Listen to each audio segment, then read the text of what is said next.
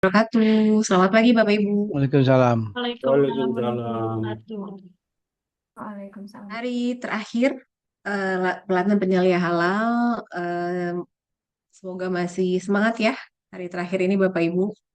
Perkenalkan saya Gita dari Halal Institute. Pada hari ini hari ketiga dan kebetulan hari terakhir ya. Kita akan bersama-sama membahas tentang UK 5. Ada yang ingat UK 5 itu apa?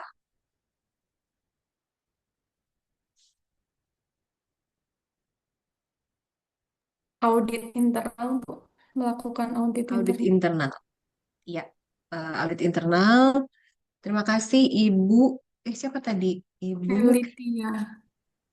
Bu Eliti ya. Hari ketiga ini, untuk Bapak Ibu yang dari kemarin, dari hari pertama itu mengalami kesulitan atau lupa absensi, nah ditingkatkan absensi memang tidak bisa kita perbaiki ya, karena sudah by system. Jadi saran kami untuk yang ada yang lupa atau ketinggalan absen, bisa ditingkatkan keaktifan, bertanya di kelas, di setiap kelas ya. Dan sekarang masih bisa absen. Kita absennya itu dibuka setiap sesi materi dari jam 10 sampai jam 12. Jadi silakan diabsen dulu Bapak Ibu, jangan sampai ada yang kelewat ya. Oke. Materi UK 5 ini selama 2 jam. Jadi nanti ada tugas juga tentunya. Jadi di setiap UK itu ada tugas. Nanti kita akan diskusi dulu, lalu setelah itu nanti kita akan bahas, kita akan mengerjakan tugas bersama-sama. Em, Nanti bisa langsung diupload ya, Bapak Ibu. Berharapnya sih selesai materi saya, Bapak Ibu juga selesai upload ya. Jadi kalau ada yang masih belum selesai tugas-tugas yang sebelumnya, nah itu bisa diselesaikan. Eh, ini ini luar biasa ya. Sebelumnya saya apresiasi sekali angkatan 21 ini. Ini sudah angkatan 221 di Halal Institute. Dan angkatan yang sekarang itu luar biasa, semuanya mayoritas aktif ya, aktif terus bertanya juga keren-keren. Em, dan ada yang membawa perspektif juga bagi kami fasilitator sehingga nanti bisa improvement ya. Terima kasih sudah bergabung di Halal Institute, memilih HI sebagai wadah Bapak Ibu untuk belajar semua ya. Saya ingin menyapa dulu Ibu Yuniati. Hadir? Oh, gini. Hadir, Em, Bu. Bapak Ibu sudah belajar tentang SJPH, sudah belajar bahwa halal itu tidak sekedar pemenuhan syariat Islam, tetapi juga harus harus toib, harus bersih dan higienis, gitu ya. Nah, kalau Bapak Ibu ingat lagi di materi pertama, hari-hari pertama itu ada regulasi di PP kita, PPJP yang menyatakan bahwa produk yang beredar, diperdagangkan, diproduksi di wilayah, didistribusikan di wilayah Indonesia wajib bersertifikat halal. Sepakat semua? Ya, Bu. Sepakat. Paham, Bu. Ya, Bu. Kak, Sepakat, Bu. Oke, baik. Terima kasih. Berarti kalau misalnya seperti itu, pertanyaannya adalah, kalau misalnya saya punya daging sapi, tetangga saya punya daging babi. Nah, pertanyaannya, apakah tetangga saya itu boleh beredar nggak daging babinya? Nggak boleh. Nggak boleh. Nggak boleh. boleh. Boleh. Boleh, tapi Boleh, ada Selama tapi tidak harus bersentuhan dengan daging diberikan sapi, Bu. keterangan tidak non-halalnya, halal. Bu. Tidak bersentuhan dengan yang produk halal, Bu. Oke, sebentar. Yang beredar itu Em, orangnya atau Diberikan dagingnya, Bu? keterangan Maaf, mengandung babi. izin, Bu. Apakah yang maksudnya yang beredar itu orangnya atau daging babinya? Maksudnya orangnya gimana, Pak? Orangnya ada di area, anggaplah misalnya dia datang di area kita. Ini kan suka makan babi. Maksudnya anggaplah non-Muslim. dia juga ada di area produksi misalnya. Apakah dia Oh, oke. dikategorikan tidak boleh berkeliaran di situ, atau kita nggak boleh terima karyawan khusus yang non-Muslim gitu? Kira-kira Nah, gimana? ini menarik. Ini pertanyaan Bapak jadi pertanyaan saya ke forum ini. Bapak lah lah apa Lahalisu, namanya? Bu. Lahalisu. Oh, lahalisu. Oke, sebentar. Pertanyaan yang saya tadi dulu, boleh ada yang raise hand biar lebih jelas siapa yang berkenan menjawab? Ibu Astri, silakan. Kalau menurut saya jawabannya boleh, tapi harus diberikan keterangan mengandung babi atau tidak halal. Oke, terima kasih. Mas Novan. Mas Novan, Ya, Bu. Pertanyaan apa tadi, Bu? Lupa saya. Yang penting rasain dulu ya, Bu. tetangga saya, Ah, ah, ah. tetangga saya yang jual daging babi boleh jualan nggak? Ya, boleh aja sih, Bu. Nggak ada masalah. Menurut saya pribadi itu boleh saja. Nggak ada masalah. Tidak ada berhubungan dengan kita asalkan produk kita tidak bersentuhan langsung atau jadi satu apa namanya ruang lingkup gitu, Bu. Tapi dengan Oke, catatan produk mereka itu di apa diberikan label non halal kan, tapi sudah jelas daging babi kan pasti produk turunannya itu kan halal apa haram semua. Itu sih menurut oke. saya, Bu. Terima kasih. Eh, boleh dia jawab cepat aja ya, Ibu Umu Rehan, ibunya Iya, Rehan. namanya itu Bu, memang asli namanya. Jadi itu bisa bisa beredar Bu, bisa diperjualbelikan dan wajib menyertakan label non halal dan dia tidak terkontaminasi ataupun bercampur dengan produk yang halal yang kita jual. Misalnya kita jual yang halal. Oke, baik. Di antara yang Pak Deki, Pak Joko, Bu Elis, dan Pak Pak Lahalisu, ada yang jawab tidak? Tidak, Bu. Apa sepakat semua iya? Iya, tidak boleh, Tidak Bu. boleh, Karena Bu. Saya, Bu, tidak. bagi saya sih, kalau bagi benar-benar dia tidak boleh ya, Bu. Dia memang Oh, haram Pak ya. Joko nggak boleh. Iya, oke, Bu. Oke, baik. Pak Deki? Tidak boleh kalau dijual kepada Muslim, Bu. Tapi kalau yang untuk yang tidak mensyaratkan halal boleh, Bu. Dan untuk Oke, yang produksi yang daging yang itu tidak boleh bersentuhan. Pokoknya diberi label itu produk non halal, Bu. Untuk oke. Muslim tidak Terima boleh, Bu. kasih. Ya, Oke, baik. terima kasih, Bu. Ibu Elisa. Ya, terima kasih. Bu Elisa? Ya Ibu, boleh Bu, dengan syarat Boleh. ada keterangan tidak halal atau mengandung babi. Oke, oke. Baik, terima kasih. Pak Halisu? Ya, tidak boleh, Ibu. Nggak usah, Kan Bapak tadi kirim ada aja. pernyataannya tadi. Kalau Bapak sudah, Bapak kirim baca lah. Pernyataannya tadi kan adalah tetangga kita ya. Izin. Ya. Kalau pertanyaan kan tadi tetangga kita, dia menjual Hmm. bahan non halal. Contoh Babi. misalnya ada, misalnya jual daging babi tadi, tapi di tetangga kita. Misalnya babinya itu kan baru dipotong-potongnya, dagingnya dipotong-potong di tetangga kita. Nah, kalau misalnya dia tetap ada di situ, pasti akan terkontaminasi ke pabrik kita. Karena kan tetangga ya, Oke, tetanggaan. Mungkin lalatnya lari ke oke. sebelah, setelah hinggap di situ pindah ke sebelah. Atau- Lain, apa lain? Oke, baik. Ya, Terima kasih, mungkin seperti Bapak. itu. Siap, Oke, baik. cukup Ibu. Oke, Pak Sofyan, boleh jawab cepat? Iya, kalau misalnya dia hanya menjual daging babi saja, maka boleh dan harus diberi keterangan tidak halal. Tapi kalau dia Oke, bercampur dengan yang halal, maka tidak boleh. Dia oke. misalnya menjual Terima daging kasih. yang halal itu juga ya. Baik. Ibu Yuli, ada yang ingin ditambahkan? Boleh Bu bagi non-muslim asal tidak bercampur dengan bahan yang halal agar tidak terkontaminasi. Oke, baik. Terima kasih.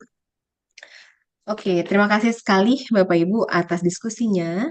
Mengawali diskusi sudah seru ya. Saya kemarin waktu moderatorin Bu Fitri itu, wah ini peserta angkatan 221 ini luar biasa nih. Pertanyaannya keren-keren. Nah, jadi Bapak Ibu, eh, Kalau secara regulasi, itu statementnya sudah jelas bahwa produk yang akan didistribusikan, diedarkan di wilayah Indonesia itu wajib bersertifikat halal. Wajib tulisannya. Tapi kita hati-hati dengan klausul ini. Klausul ini bukan berarti mewajibkan seluruh. Tidak ada kata-kata semua. Tidak ada kata-kata seluruh. Jadi Bapak Ibu di sini saya tekankan kembali, kita samakan frekuensi kita karena kita adalah agen halal. Kita ini adalah em, Bapak Ibu nanti penyalih halal. Penyalih halal itu ada supervisor yang nanti akan mendampingi, menerapkan, membantu PU gitu ya, termasuk menciarkan. Nah, ketika dan makanya kita tidak boleh menyalahi regulasi, gitu ya. Perspektif, asumsi itu banyak sekali, tetapi secara regulasi itu kita sebagai penyalih halal itu wajib sesuai dengan aturan. Jadi kalau ada klausul seperti itu, kita tidak boleh ada sebagian pemahaman yang berarti kalau yang dia pakai babi, kita boleh ya Bapak Ibu mengucapkan kata babi ya, karena babi itu hanya binatang. Yang dilarang itu adalah kita mengkonsumsinya. Jadi kalau misalnya mungkin masih ada yang enggan menggunakan babi dengan istilah B2, ya kita biasakan saja karena babi itu bukan hewan yang jahat, tetapi memang tidak dikonsumsi tidak boleh. Nah, eh, dengan statement klausul pertama tadi itu ada yang menganggap bahwa oh berarti saya nggak boleh dong bikin sosis sapi, sosis babi. Saya nggak boleh bikin sosis sapi. Saya nggak boleh produksi sosis sapi karena secara regulasi klausul tadi melarang kita. Nah, tetapi ini hati-hati. Di regulasi itu ada klausul berikutnya. Untuk bahan yang memang tidak berasal dari sumber halal, maka dikecualikan. Ya, jadi ada klausul yang saling berkaitan dan tidak boleh dipisahkan. Kalau kita hanya baca klausul pertama, maka itu asumsinya adalah semua yang berasal dari babi, anjing, ular itu tidak boleh diperjualbelikan. Kalau beda ya, antara produksi konsumsi sendiri itu beda. Tapi kalau kita berbicara didistribusikan, diedarkan, dan diperjualbelikan, itu sudah masuk ke ranah ekonomi. Ini menjadi hati-hati. Kalau diedarkan, maka dengan asumsi klausul pertama tadi, saya tidak boleh. Tetapi dalam aturan JPH yang utuh, itu diperbolehkan saya menjual daging, saya menjual sosis sapi, saya menjual sosis babi, saya menjual sosis ayam, itu boleh. Boleh ya. Tetapi ada syaratnya tadi yang tadi sudah disampaikan juga. Terima kasih sudah yang menjawab, membantu menjawab. Harus ada keterangan, ada label bahwa tidak halal, mengandung babi atau haram apapun itu. Mungkin sebentar lagi nanti akan ada turunan regulasinya ya. Nanti akan ada panduannya bagaimana kita menuliskan keterangan tidak halal. Jadi pada akhirnya nanti Indonesia ini kita punya semua produk kita itu semua produk yang dipersyaratkan itu pada akhirnya akan memiliki dua label, label halal dan label tidak halal, gitu ya.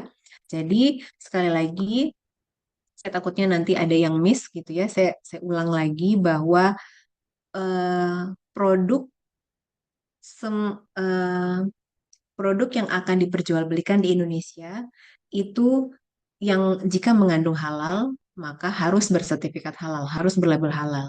Tapi jika ada produk yang diperjualbelikan mengandung babi turunannya, anjing turunannya, dan semua bahan yang tidak halal, boleh diperjualbelikan, tapi wajib mencantumkan keterangan tidak halal, label tidak halal, gitu ya. Oke, terima kasih untuk partisipasinya. Kita masuk ke namanya sudah saya catat, nanti saya laporkan ya untuk tambahan nilai. Em, Sekali lagi silakan absen untuk Bapak Ibu yang belum absen. Terus bahan bisa Bapak Ibu lihat di sistem dan tolong selama sesi saya tolong kerjasamanya untuk menyimak terlebih dahulu karena menyimak itu menyimak melihat paparan itu akan lebih cepat, lebih gampang untuk menerimanya daripada nanti membaca. Karena nanti saya menjelaskannya itu dengan bahasa yang mudah-mudahan lebih mudah dipahami. Nanti kalau untuk lengkapnya Bapak Ibu bisa langsung baca, ya.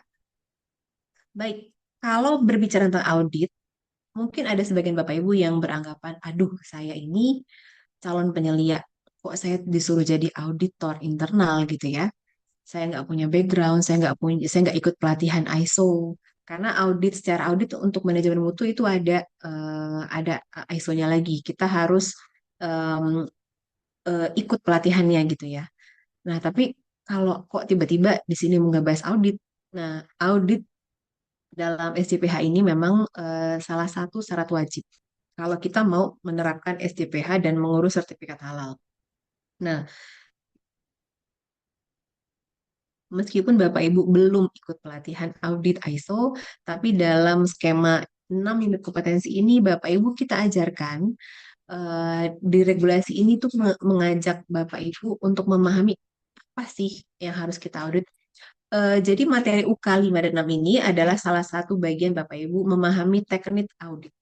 Nanti di UK 6 nanti Bapak Ibu akan melakukan kaji ulang. Nah, jadi sebetulnya audit ini mudah mudah. Jadi mudah-mudahan Bapak Ibu bisa perhatikan dulu ya.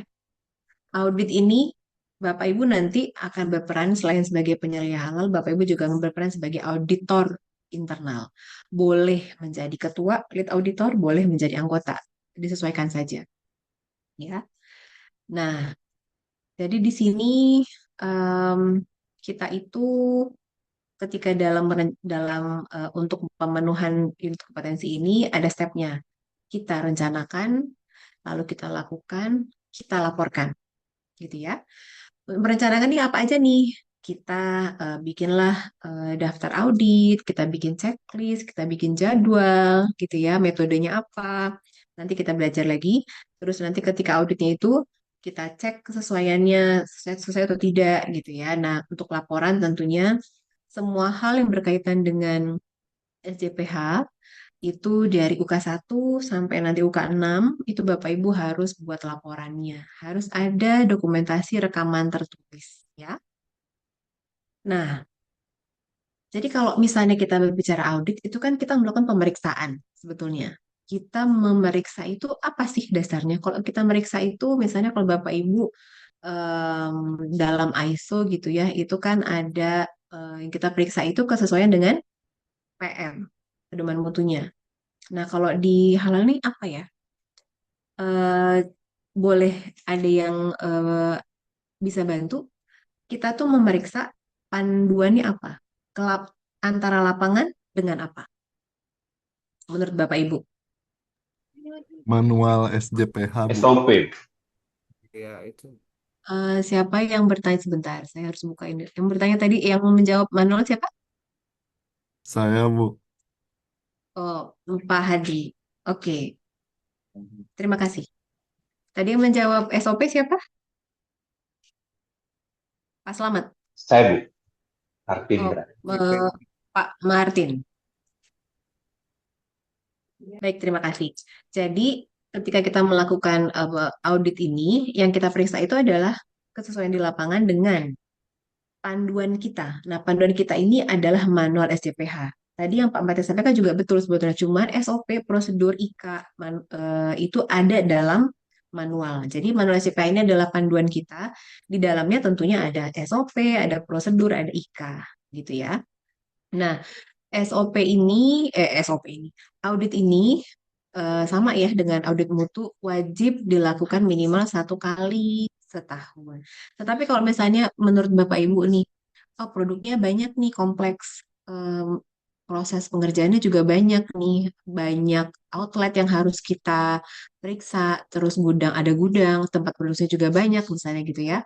Nah ini kita boleh lakukan lebih dari 1, tapi minimal 1 kali setahun. Terus audit ini, audit halal, boleh kita integrasikan dengan audit lain. Misalnya diintegrasikan dengan audit ISO atau GMP atau HACCP misalnya itu boleh. Asalkan eh, konteks SJPH-nya itu tetap terjaga dengan baik gitu ya. Tetapi kalau misalnya mau pisah-pisah, karena kan checklistnya biasanya berbeda ya, dan pasti berbeda. Karena kalau GMP dan HACCP itu lebih ke keamanan pangan biasanya. Kalau halal ini memang lebih ke pemenuhan syariat Islam, tapi tentu ada juga bagian higienisnya, kebersihannya gitu ya. Nah, jadi dikembalikan lagi ke Bapak Ibu, kalau di pelatihan ini tentunya range skalanya beragam ya, ada yang kecil, menengah, besar. Nah, kalau menengah besar itu biasanya sistemnya sudah terintegrasi. Jadi kalau prosedur SOP manual diintegrasikan, plus auditnya diintegrasikan, itu juga boleh. Ya. Nah, ruang lingkupnya juga tentunya harus sesuai dengan apa yang Bapak Ibu tuangkan dalam manual SCPH. Ada berapa, ada maklon atau tidak, ada gudang atau tidak, ada berapa outlet, itu semuanya harus kita audit.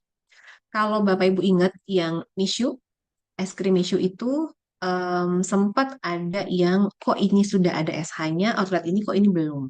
Nah, itu tandanya kita tidak berarti kalau misalnya kita audit satu outlet, satu kitchen, central kitchen itu belum tentu semua outletnya otomatis halal. Tidak. Jadi kalau Bapak Ibu lupa ketinggalan mencantumkan, misalnya kita punya 5 outlet, tapi Bapak cantumkan di mana hanya 4. Nah, maka ketika ketika dia periksanya 4, maka satunya ini tidak boleh memasang logo halal di outletnya. Begitu ya. Jadi di sini, nah ini harus lengkap sesuai dengan manual SCPH. Jadi manual SCPH-nya itu diperhatikan kembali dalam menulis. Coba diperhatikan nanti itu yang bertanda merah. Tanda merah itu adalah segala sesuatu yang Bapak Ibu harus edit disesuaikan dengan kondisi masing-masing. Apakah ada gudang? Kalau misalnya itu di sana kan secara template itu sebentar. Saya takutnya ada bocor dari background saya.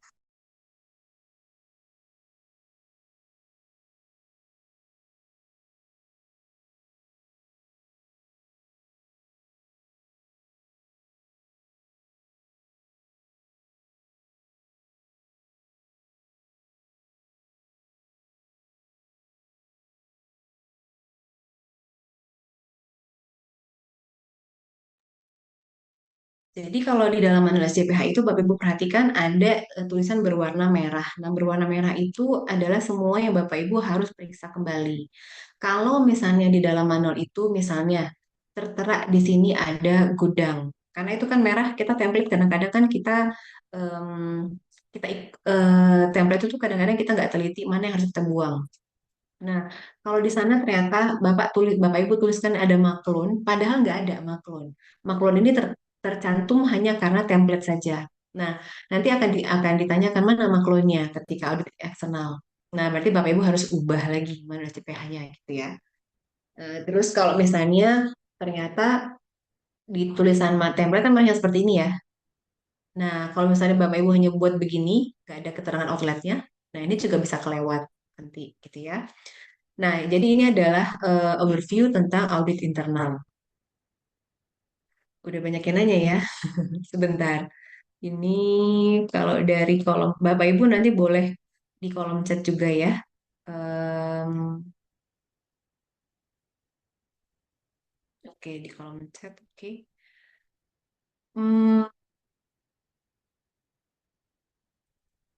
Bu Dewi, pertanyaan ada sebentar. Saya ambil catatan dulu.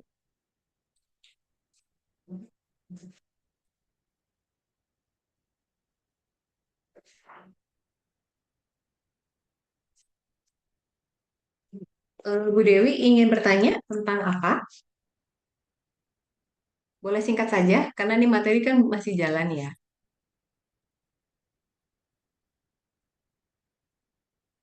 Ibu masih di mute?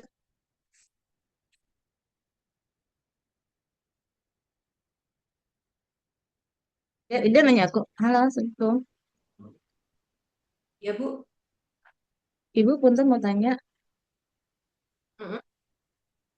kalau tadi untuk audit internal bisa digabung dengan yang lain, apakah untuk kaji ulangnya juga seperti itu, Bu? Bisa digabung? Terima kasih. Bisa, Bu. Bisa. Nanti laporannya, mungkin laporannya itu nanti bisa dipisah untuk breakdown-nya. Kalau misalnya yang ISO seperti apa, SDPS seperti apa. Tapi kalau secara dokumen utuhnya itu memungkinkan, gitu ya. Silakan, Mbak Heni Handayani, silakan. Iya, Bu Gita izin mau tanya terkait tadi juga kalau misalkan untuk audit, misalnya kita panduannya ini udah terintegrasi dengan sistem yang lain. Nah, nanti untuk pelaporan auditnya itu apakah nanti kasihnya dari klausul terus nanti ada yang sesuai tidak sesuai gitu kan Bu. Itu kan biasanya kita submit. Nah, itu apakah harus kita pisahin aja yang terkait dengan halal atau boleh semuanya gitu berkaitan dengan sistem yang lain Bu? Kalau untuk laporannya itu sebetulnya kita tidak di hal itu keharusan harus dipisah ya. Jadi kalau misalnya mau secara regulasi sih tidak ada ketentuan. Tetapi mungkin untuk asas kemudahan saja sih Bu. Karena kalau di halal ini dia memang tidak ada minor itu nggak ada NC, nggak ada observation itu tidak ada, hanya ketidaksesuaian saja. Jadi secara hasil temuan pun akan berbeda sebetulnya. Kalau misalnya pelaksanaannya itu digabung, laporannya karena laporan berbeda, mungkin laporannya bisa menurut saya sih sebaiknya dipisah ya kalau untuk laporannya karena di halal ini tidak seperti ISO, jadi keterangannya hanya ketidaksesuaian. Tetapi kalau misalnya memang secara laporan utuh, jadi misalnya begini, laporan auditnya itu kan ada, kalau format formnya kan bisa beda-beda ya. Nanti kami juga akan berikan itu contoh dari versi Halal Institute. Tetapi kalau misalnya Bapak Ibu sudah punya form tersendiri yang sudah berjalan, itu sebetulnya nggak apa-apa, boleh dipakai. Nah, eh, formnya kan mungkin sudah ada misalnya. Kalau secara laporan utuhnya, laporan audit PT XYZ misalnya begitu ya. Nanti di dalamnya itu kalau misalnya ada subsectionnya itu akan lebih baik sebetulnya. Jadi nanti yang disubmit itu hanya section SJPH saja. Kalau memungkinkan seperti itu. Kalau mau dipisah pun itu akan lebih memudahkan auditor eksternal untuk memeriksa sebetulnya. Karena kalau nanti digabung itu mereka agak em, lengkap-lengkap ya. Misalnya untuk yang PM, kalau misalnya PM-nya digabung gitu. Nah, PM ini kan kalau kita SCPH itu panduannya kan klausulnya itu kan hanya 5. Nah, kalau mutu itu banyak, bisa banyak gitu ya. Jadi silakan disesuaikan saja. Pada dasarnya secara regulasi itu tidak ada kewajiban untuk memisah atau menggabungkan. Jadi disesuaikan dengan kebutuhan dan apa yang sedang running di PU. Intinya bisa nanti untuk memudahkan pemeriksaan. Gitu ya. Oke, baik, terima Pak kasih. Joko, silakan. Ya. Oke, selamat pagi Bu Gita. Ini mungkin saya simpel aja ya Bu. Eh, Ketika nanti adanya audit internal di bagian tertentu itu, kita kan masuk panduan pakai panduan manual ya. Cuman adakah di checklist tersendiri, contoh dari Ibu itu checklist pertanyaan-pertanyaan yang kita coba tanyakan ke bagian yang akan kita audit Bu. Itu aja. Ada Pak. Terima kasih Bu. Ada. Oke, baik. Terima kasih Pak Joko. Em, Mungkin ini pertanyaan Pak Joko muncul karena saya belum selesai menyampaikan materi, jadi izin saya sampaikan dulu materinya. Nanti Oke setelah Bu, itu baru kita diskusi ya. Ya. terima kasih Bu. Nanti Bu Elisa boleh nanti ya setelah sesi materi, setelah paparan saya selesai. Ya, baik Ibu. Baik. Nah, kita lanjut ya. Jadi audit ini kita tujukan untuk oke sudah ya. Untuk memudahkan menjadi petunjuk dalam audit internal. Ini prosedur ya. Nanti prosedur audit itu kita susun. Biasanya eh, jika prosedur itu disamakan dengan sistem yang lain, standarnya itu boleh. Karena memang mekanismenya sama sih. Dan proses penyusunan SDPH ini pun itu juga kita menggandeng BSN. Jadi banyak kemiripan sebetulnya. Meskipun SDPH ini belum merupakan sebuah standar ya.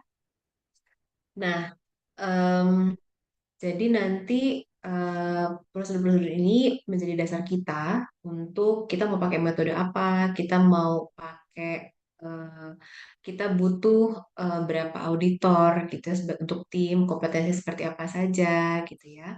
Nah, ini yang nanti menjadi dasar bagaimana kita menyusun rencana audit.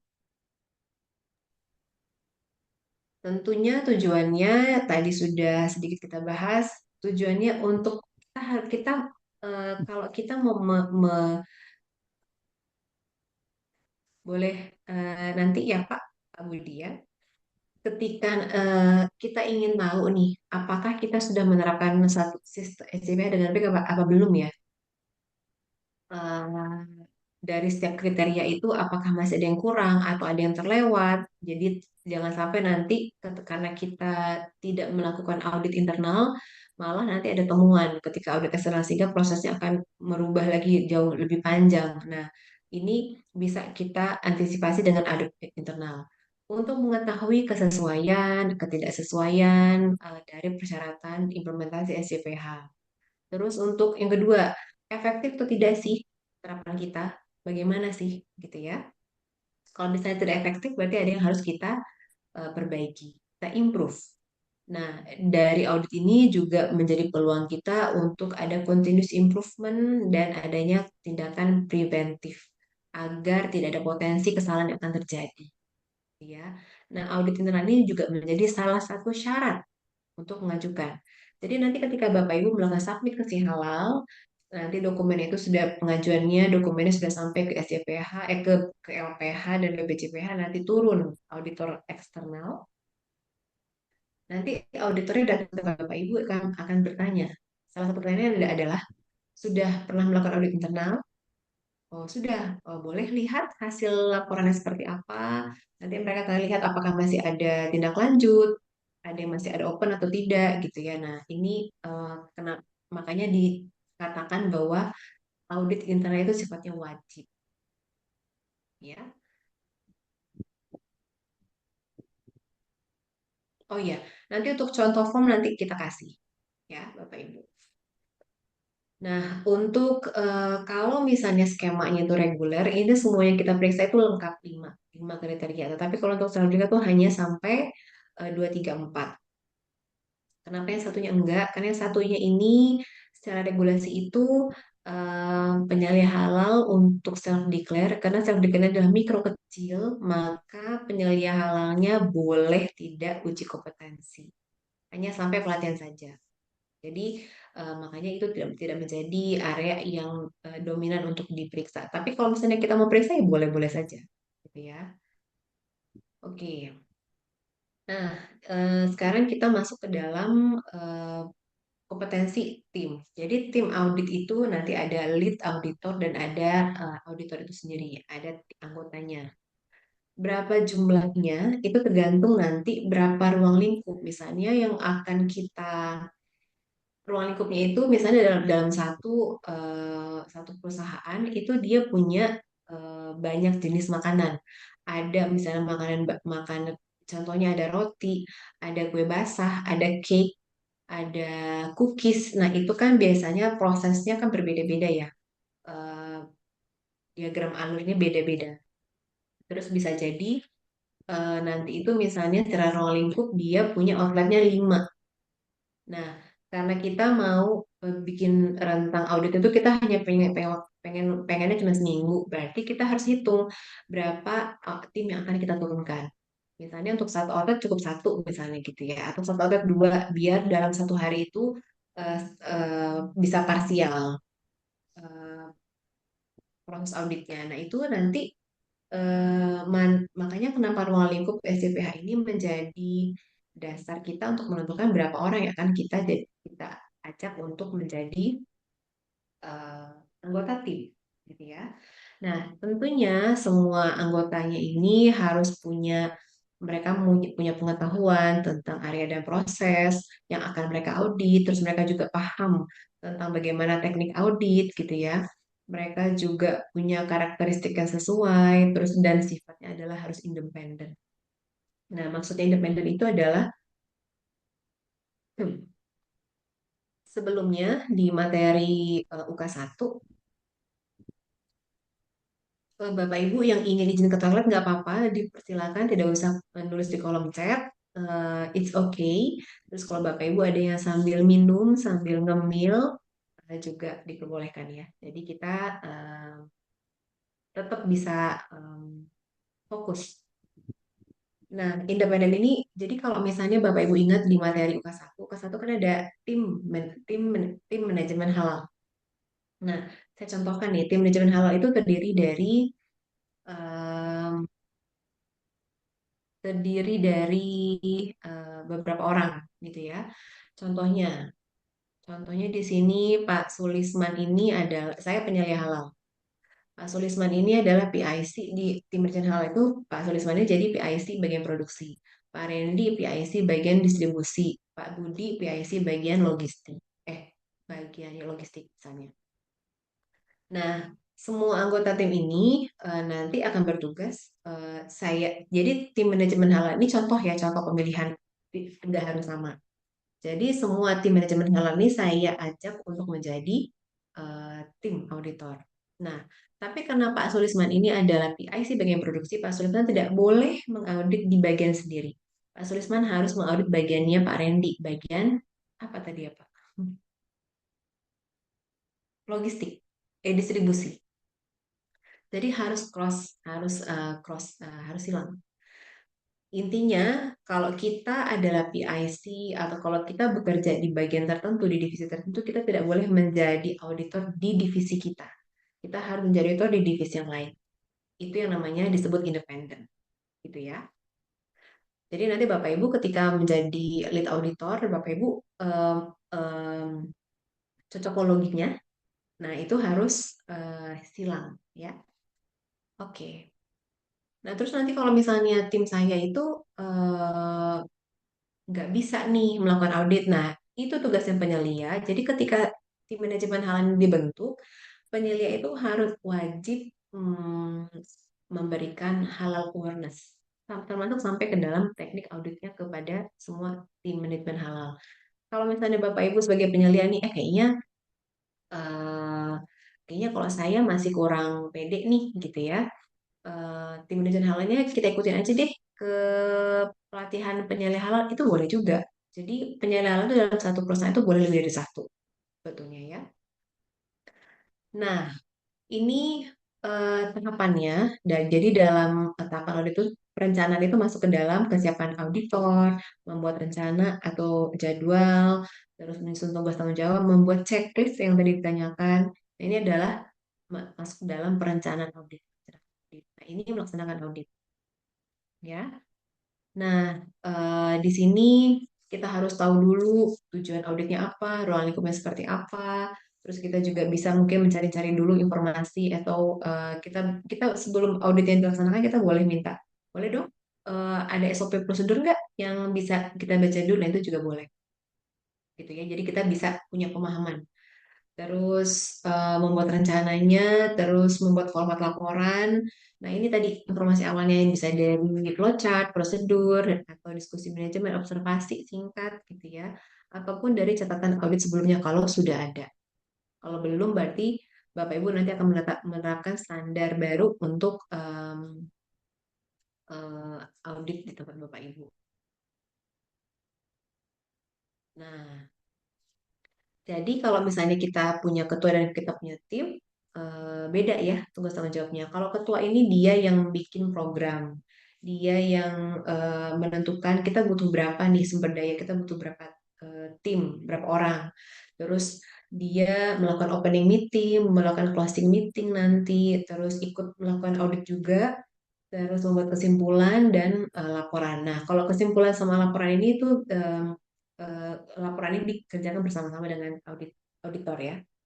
Nah, kalau kita sebagai anggota, kita ikut membantu menyiapkan perencanaannya. Kita membantu membuat draft agenda misalnya gitu ya. Nanti yang finalisasi, verifikasi tetap adalah ketua. Audit itu nanti kita ikut bersama-sama sesuai dengan penugasan dan ruang lingkup. Kita buat rekomendasi kesimpulan dan kita susun laporan yang nanti akan disampaikan oleh ketua, lead auditornya. Nah, di sini kalau di rencana audit itu ini adalah contoh ya. Ini rencana internal audit nih, Bapak Ibu. Jadi di sini nanti Bapak Ibu baca ya, ini ada apa saja. Ini adalah jadwal. Nah, ini adalah jadi jadwalnya itu ada divisi-divisi yang kita periksa siapa auditornya, siapa auditinya, siapa pendampingnya. Kalau nggak pakai pendamping juga boleh. Kapan, tanggal, dan waktunya. Nah, di rencana ini harus ada waktunya kapan, lokasinya di divisi apa, di perusahaan apa. Ini kan perusahaannya di sini ya, divisinya divisi apa. Karena dalam satu perusahaan itu bisa saja yang menerapkan hal itu hanya divisi tertentu. divisi yang lain atau tidak. Maka kita harus spesifik. Tujuannya apa? Untuk pemenuhan SCPH, auditornya siapa? Nah, kalau auditi itu nanti tertuang di sini, ya. Nah, nanti ini ya, auditor itu lebih ke sebetulnya dicantumkan di situ boleh lead auditornya. Nah, metodenya bagaimana? Kita tentukan. Mau sampling, mau cek dokumen saja kah, ada wawancara kah, gitu ya. Nah, ini kita tentukan di sini. Nah, ini adalah agendanya, jadwalnya. Jadwal yang ada di sini, yang kita breakdown ke sini. Ya, formnya seperti apa itu nanti boleh disesuaikan kebutuhan kok. Mau menggunakan form ini juga boleh. Ya, nah lanjut ke checklist audit. Nah, checklist audit ini kalau sebetulnya kita kalau sedang melakukan audit itu, kenapa kita butuh checklist untuk memandu agar semua aspek, semua kriteria, semua persyaratan itu kita tanyakan, kita periksa. Karena kadang-kadang kalau misalnya kita lagi fokus nih bertanya ke bagian komitmen, aspek komitmen misalnya. Kalau di ISO, tentunya klausul ya. Nah, kadang-kadang kita bertanya diskusi, lupa ada aspek-aspek lain yang belum ditanya, padahal waktu sudah habis. Nah, ini kan jadi agak mengganggu gitu ya. Em, Kalau tadi rencana sama jadwal ini, setelah kita susun, kita sampaikan ke auditi. Mereka bisa nggak? Jangan sampai eh, proses produksi itu berhenti hanya karena audit. Jadi kita diskusikan. Oh, saya nggak bisa di tanggal 24 Maret, saya nggak bisa di jam 11. Bisa nggak kita ganti ke tanggal 25 jam 10? Nah, itu boleh ya. Jadi nanti Bapak Ibu revisi rencana dan jadwalnya. Gitu ya. Jadi ini dikomunikasikan dulu. Nah, jadi checklist ini jangan sampai ketinggalan untuk Bapak Ibu tanyakan gitu ya. Jadi kita di sini untuk makin mendalami proses, tahapannya seperti apa dan mengontrol agar semuanya itu memang sesuai dengan persyaratan. Itulah gunanya checklist audit. Nah, checklist audit ini nih contohnya, checklist audit ini tentunya ada dalam kemarin template manual SCPH yang Bapak Ibu sudah kerjakan di UK1. Itu ada di lampiran paling belakang. Itu adalah checklist audit. Jadi nanti Bapak Ibu ketika bertanya, ini kan bentuknya adalah checklist, tapi belum berbentuk pertanyaan. Tapi sepertinya beberapa template itu ada yang membuat versinya itu yang sudah berbentuk pertanyaan gitu ya. Jadi ketika misalnya nih, pelaku usaha mensosialisasikan kebijakan, oh iya, saya tanyakan, Bapak Ibu, Bapak sudah punya kebijakan halal? Oh iya, saya sudah punya. Boleh saya lihat bentuknya seperti apa gitu ya. Nah, kalau misalnya dia hmm,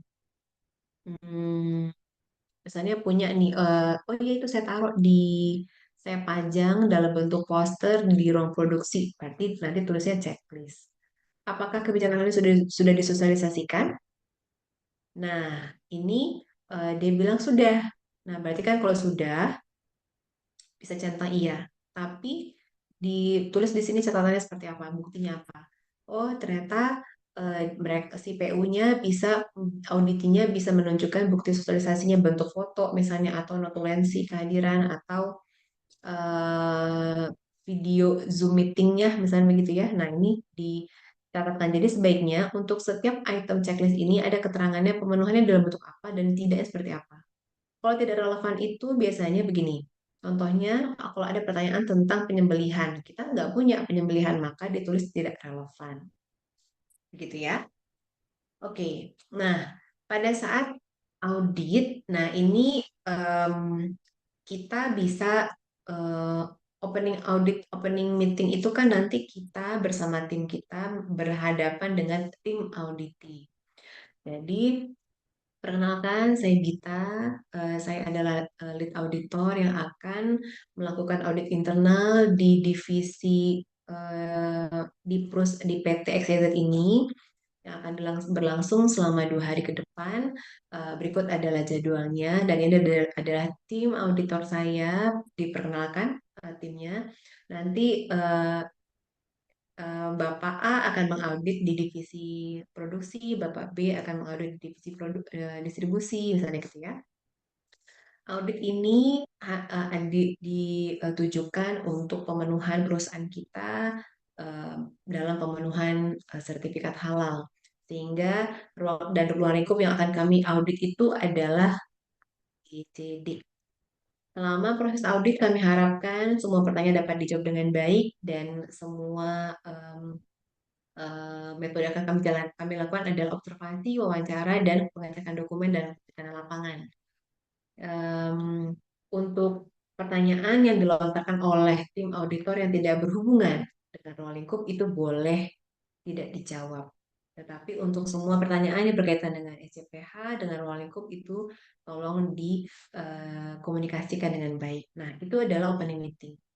Nanti setelah itu kita melakukan audit, nanti mencar gitu ya. Nanti setelah itu kita bersama tim auditor nanti berkumpul dulu, kita review, kita diskusi internal untuk membicarakan mana temuan-temuannya gitu, kemana kesesuaiannya, lalu nanti kita susun. Jadi ada proses beberapa waktu untuk kita konsolidasi dengan anggota tim kita. Setelah itu baru kita melakukan closing meeting.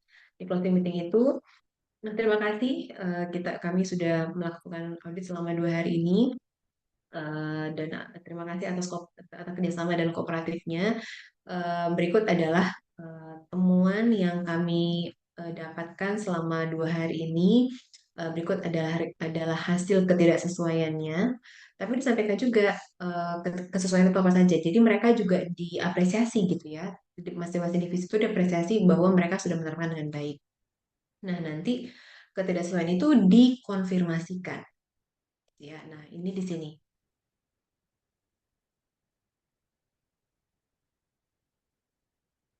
Ketidaksesuaian itu, nah ini.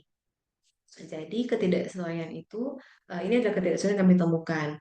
Apakah ada pertanyaan dari Bapak Ibu semua atau ada yang mau diklarifikasi? Misalnya ada tulisannya, ditemukan bahwa kebijakan hal belum disosialisasikan. Karena ditemukan bahwa ada pegawai yang belum tahu tentang SCPH, misalnya begitu. Nah, di sana nanti misalnya ada nih bagian HR. Oh, maaf Bu, itu ternyata kita sudah melakukan sosialisasi, tapi memang yang bersangkutan terlewat mengisi daftar absen. Tapi ini ada foto bersangkutan hadir. Maka yang sudah kita jadikan catatan temuan, kita drop, kita hapus. Jadi setelah ada konfirmasi, klarifikasi dari auditi, kalau misalnya memang itu sesuai, maka kita hapus. Tapi kalau misalnya mereka dari hasil diskusi ternyata memang tetap harus ada temuan, maka tetap jadi temuan. Jadi intinya ada persetujuan. Nah, setelah itu kita semua ketidaksesuaian non-conformity itu, ketidaksesuaian ya, dituliskan laporannya, diidentifikasi penyebabnya, kita evaluasi implementasi perbaikannya seperti apa, catatan perbaikan seperti apa, nanti diperiksa lagi oleh auditor.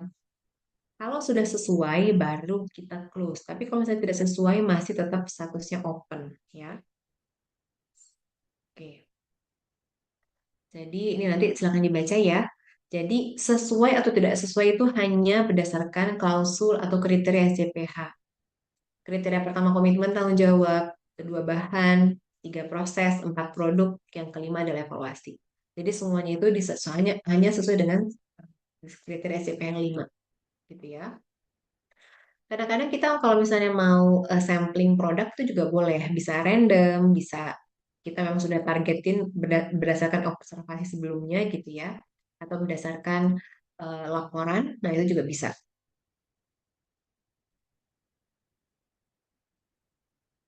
Oke. Nah, di sini laporan audit ini harus objektif based on fakta, bukan based on persepsi, bukan berdasarkan asumsi kita. Jadi harus based on fakta. Ada buktinya bahwa ada pegawai yang belum tanda tangan daftar hadir. Gitu ya. Nah, jadi itu adalah bukti, bukan berdasarkan katanya, bukan berdasarkan asumsi kita. Oh, di sini fotonya cuma dikit, kayaknya nggak semuanya. Belum tentu. Bisa jadi mereka punya data dukung yang lain. Gitu ya. Laporan ini harus bisa menjamin bahwa ada tindakan perbaikan selanjutnya dan adanya tindak lanjut gitu ya. Nah, laporan audit ini harus based on PLOR. Ini mengacu kepada ISO ya. Problem, location, evidence, objektif, dan reference. Nah, ini adalah contoh laporan auditnya. Ini adalah contoh. Jadi di sini kita tulis siapa auditor internalnya, siapa, kapan tanggalnya, auditor itu siapa, namanya, jabatannya apa. Nah, sumbernya kalau ini tindak lanjut ini kita eh, lingkari satu atau dua empatnya bisa kita hapus ya. Nah, ini problemnya. Tadi contohnya ditemukan bahwa kebijakan halal belum diterapkan eh, ke seluruh pegawai, belum dikomunikasikan ke seluruh pegawai. Buktinya terdapat satu orang pegawai yang tidak mengisi daftar hadir. Lokasinya di mana?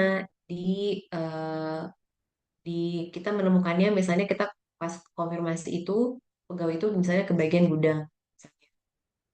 Referensinya apa? Nah, ini referensinya adalah 5.1. Jadi kalau referensi ini em, kita punya kriteria 5. Nah, 5.1-nya apa? Komitmen. 5.2-nya bahan. 5.3-nya adalah proses. 5.4-nya produk. 5.4-nya adalah evaluasi dan pemantauan. Gitu ya.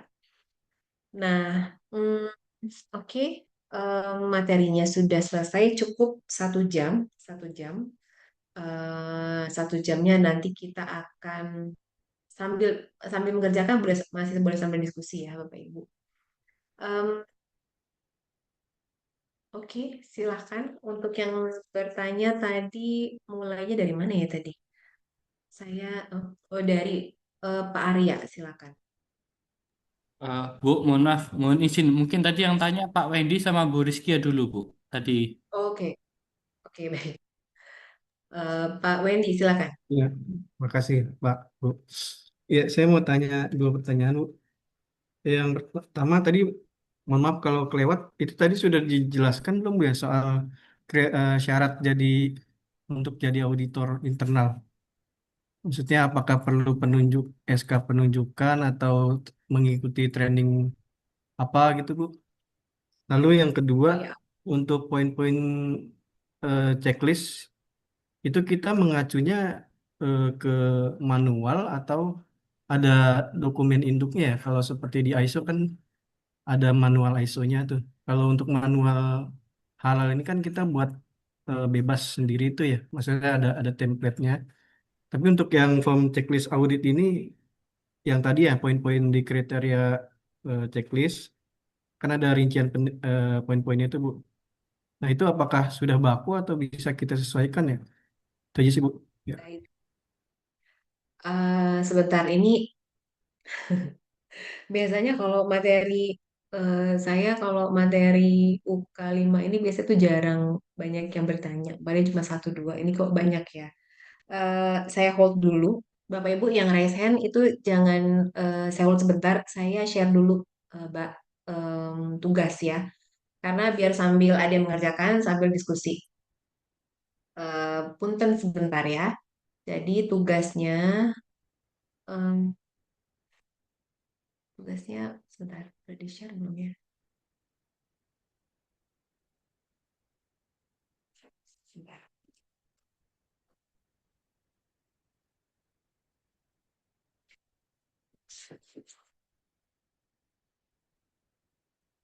Saya share di grup dulu untuk yang em,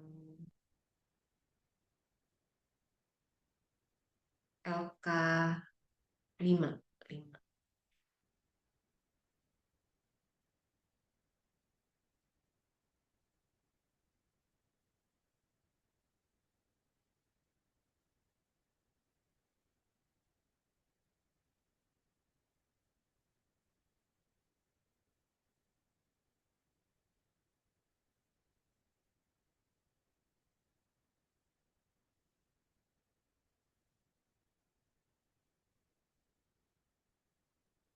Oke, Bapak Ibu, saya sudah share di grup LK 5, boleh dibuka.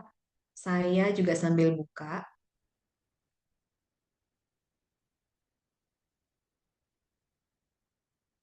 Nanti kalau sudah selesai, uploadnya ke tugas 3 ya.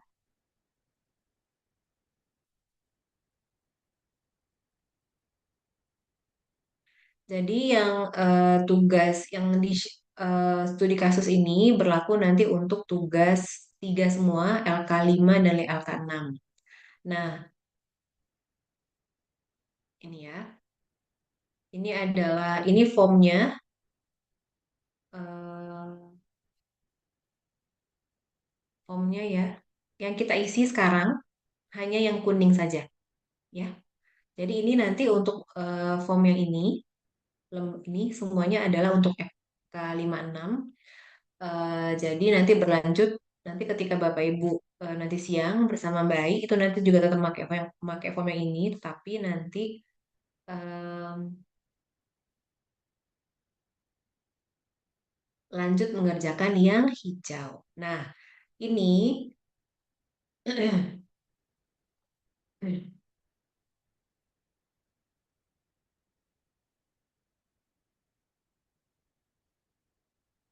jadi soalnya studi kasusnya adalah ini. Jadi kalau misalnya untuk UK 56 dari UK 3 sampai 6 itu kita ada studi kasus sendiri. Kalau 1 2 kan itu menggunakan profiling dari masing-masing pelaku usaha. Tapi kalau untuk selanjutnya untuk yang 3 sampai 6 itu kita menggunakan studi kasus yang sudah kita sampaikan.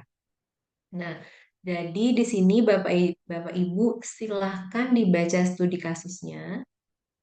Silahkan dibaca soalnya. Di sini em, ada case bahwa Pak Toib itu menanyakan kedua dua pegawai produksi, mereka sudah tahu atau tidak tentang kebijakan halal, mereka ternyata tidak memahami, gitu ya. Ketika di cross check ke bagian pelatihan, kedua nama karyawan tersebut tidak tercatat sebagai peserta. Nah, ini adalah eh, case pertama. Nah, lalu di sini ada case kedua tentang bahan. Jadi, Bapak Ibu nanti tulisnya yang ini ya,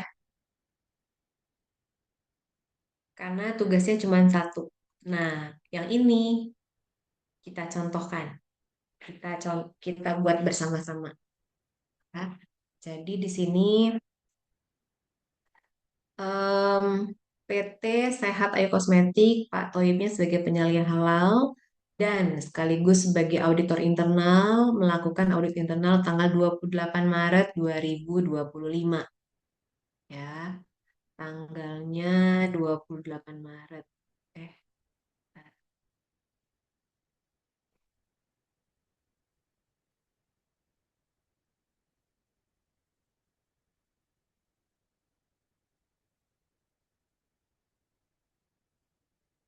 28 Maret.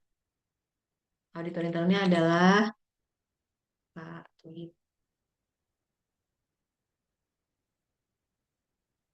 Auditinya di sini hmm, Pak Budi.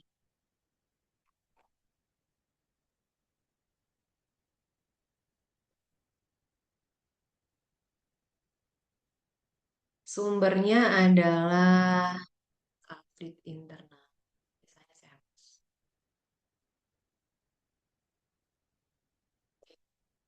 Nah, temuannya. Temuannya itu di sini eh, mana?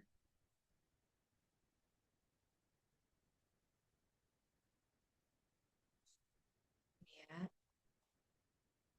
Temuannya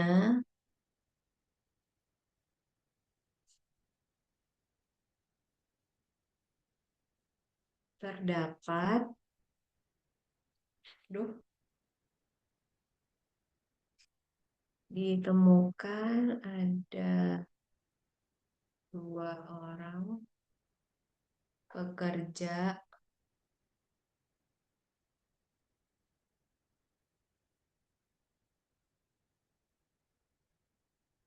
PT Ayu Kosmetik yang tidak memahami kebijakan halal dan eh, prosedur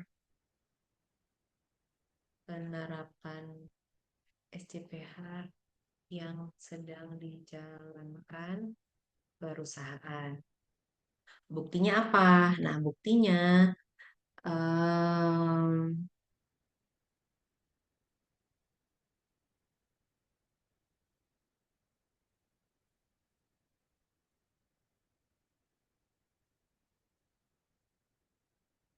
Kalau wawancara itu kan sebetulnya itu sebetulnya bisa dijadikan bukti ya Bapak Ibu. Ketika kita wawancara ternyata mereka nggak paham, tetapi itu masih belum tertulis. Nah, kita memang sebaiknya menggali lagi, minta bukti dokumentasi yang menyatakan bahwa ada ketidaksesuaian yang terjadi, gitu ya.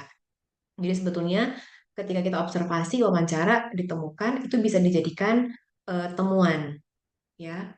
Terus atau bisa juga ketika temuan itu bahasanya adalah ditemukan bahwa eh, apa yang di checklist itu tadi ditemukan bahwa kebijakan halal dan SJPH itu belum dikomunikasikan ke seluruh pegawai. Nah, buktinya apa? Ditemukan bahwa terdapat dua orang yang belum, saya nggak ngetik nggak apa-apa lah ya. Ditemukan terdapat dua orang ketika diwawancara belum memahami yang dibuktikan dengan ketidakhadiran mereka, eh, ke- nama mereka tidak tercatat pada daftar hadir sosialisasi gitu, gitu ya. Nah, em, intinya begitu. Ini bahasanya saya bahasakan saja. Di sini lokasinya tadi em, di lokasinya ke bagian produksi. Referensinya ini melanggar ketidaksesuaian karena ini berkaitan dengan kebijakan halal, maka ini melanggar klausul 1, komitmen dan tanggung jawab, gitu ya. Nah, ini di sini laporannya tanggal 28 Maret dibuat oleh Pak Toib.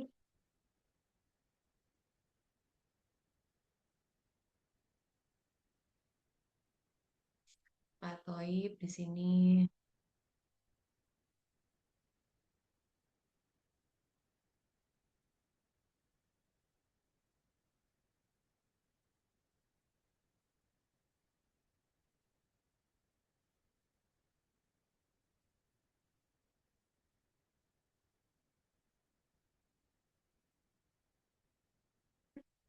Lalu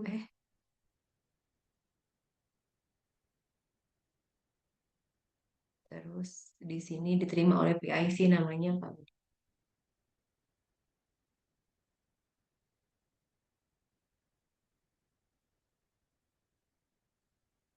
Cukup gitu aja ya Bapak Ibu. Oke. Nah, di sini jadi ini saya ulangi, ini bukan bahasanya. Jadi temuannya apa? Bahwa bisa disesuaikan dengan checklist. Jadi di checklist itu kan ada tadi yang sudah kita bahas di contoh. Temuannya adalah bahwa kebijakan halal pada PT Sehat Ayu Kosmetik ini belum disosialisasikan secara menyeluruh ke seluruh pegawai. Buktinya apa? Pada saat observasi ditemukan dua staf di bagian produksi tidak memahami kebijakan halal dan SCPH yang sedang diterapkan oleh perusahaan. Didukung dengan bukti bahwa kedua orang tersebut tidak tercatat dalam daftar hadir sosialisasi kebijakan halal yang dilakukan oleh HRD. Gitu ya, Bapak Ibu. Sudah oke? Bisa lanjutkan ya ke yang ini. Bapak Ibu lanjutkan ke paragraf yang kedua. Oke, sambil Bapak Ibu yang lain mengerjakan tugas, saya nyalain ya. Oke.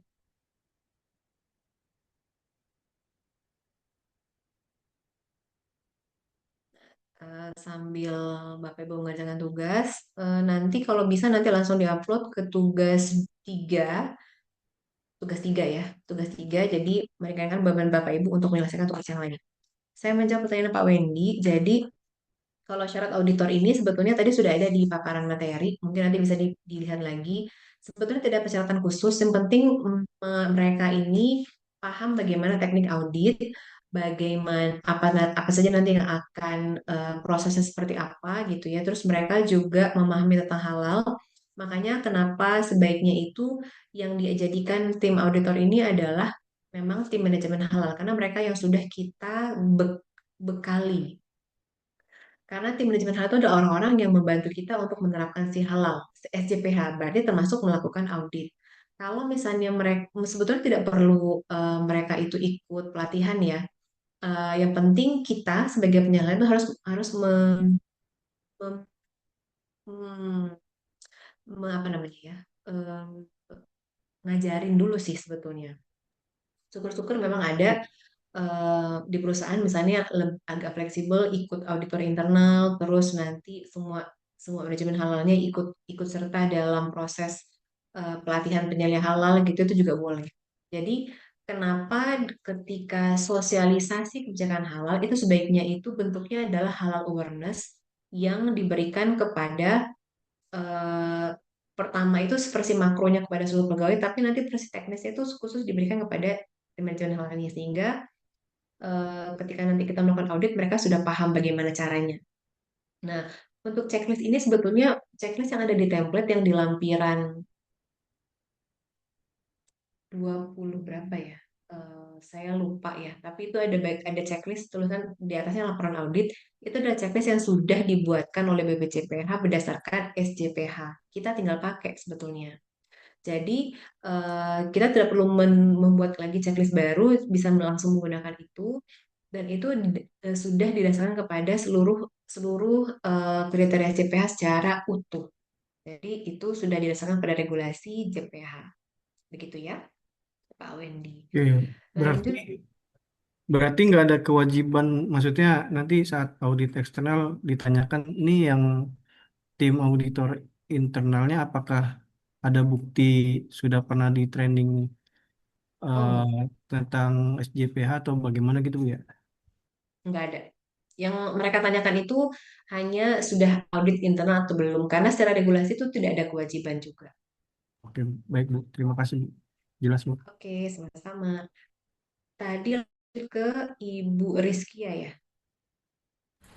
Iya, Bu, izin tanya, kalau untuk audit internal itu kan dilakukan 1 tahun sekali. Nah, itu bisa dilakukan online nggak ya, Bu? Boleh. Karena saya punya case begini, Bu.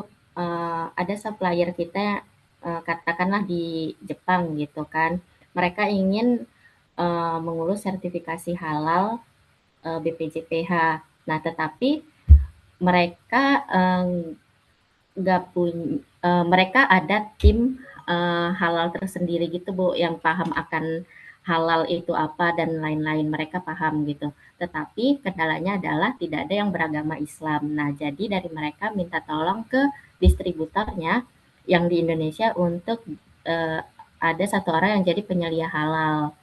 Eh, ya Bu, seperti itu. Nah, untuk kedepannya, untuk audit internalnya itu berhubung penyelia halalnya misalkan nih saya gitu. Nah, saya itu bisa audit online ataukah harus onsite? Oh. Terima kasih.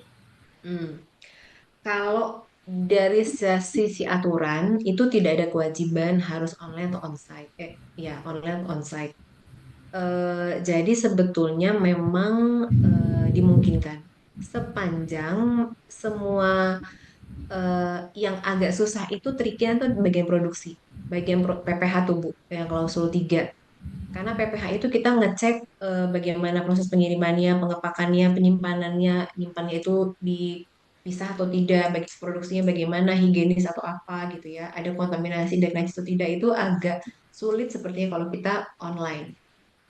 Tapi sepanjang teknologi memang memungkinkan itu diperbolehkan. Tetapi kalau nanti bisa bisa Ibu sampaikan begini, kalau secara audit BPJPH, audit regulasi JPH itu mekanismenya begini. Pertama itu kita online assessment.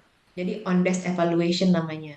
Jadi kita baca dokumennya, kita interview by Zoom. Nanti setelah itu baru kita visitasi ke lapangan.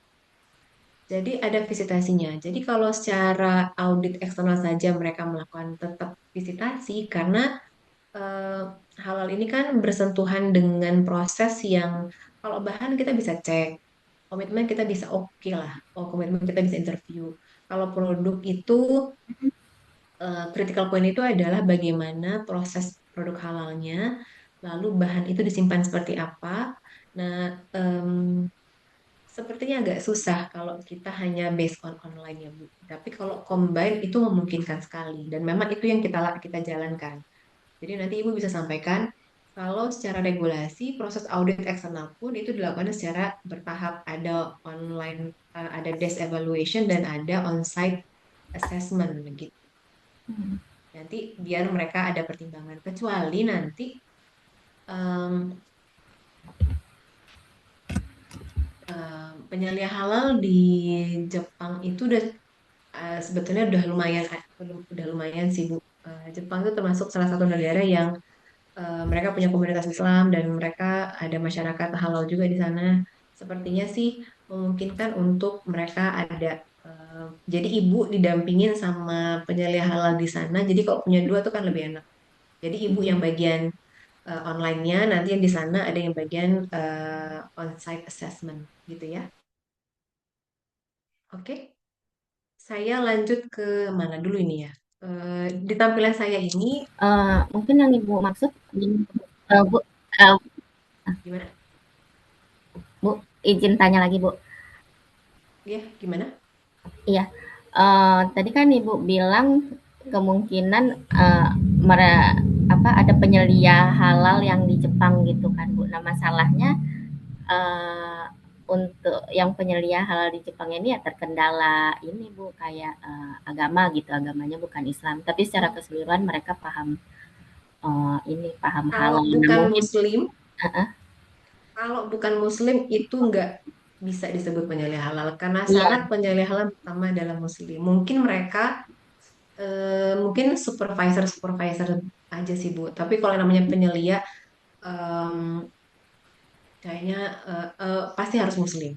Tapi begini iya saja, jadi kalau misalnya memang ada kendala, disampaikan saja bahwa kalau secara regulasi audit eksternalnya itu juga tetap ada onsite. Jadi kalau untuk internal pun nanti sebaiknya dilakukan. Tetapi begini, kalau misalnya memang secara tidak memungkinkan, tetap dilakukan saja online. Tapi nanti disampaikan di laporannya bahwa mengingat ada keterbatasan sehingga audit internal dilakukan secara online. Nah, nanti auditor eksternalnya yang akan memberikan pertimbangan seperti apa, gitu ya. baik Bu. Terima kasih. Oke. Saya ini punten saya based on yang muncul di ini ya. Oh, Saya Gita, ke oh Gita, Mas mohon izin mungkin tadi saya habis mempersilahkan Mbak Wendy sama Bu Rizky terus hilang Bu, oh berarti agak lanjut ke izin Mas Bu ya. Arya. Oke. Ya, Bu, saya ada dua pertanyaan, Bu. Yang pertama tadi kan sempat Bu kita sampaikan satu perusahaan boleh mengajukan beberapa penyelia halal. Nah, kalau kondisinya kebalik, Bu, misalnya ada satu perusahaan yang punya grup banyak begitu, Bu, apakah boleh satu penyelia halal ini apa? Ya, satu penyelia halal untuk beberapa perusahaan, Bu.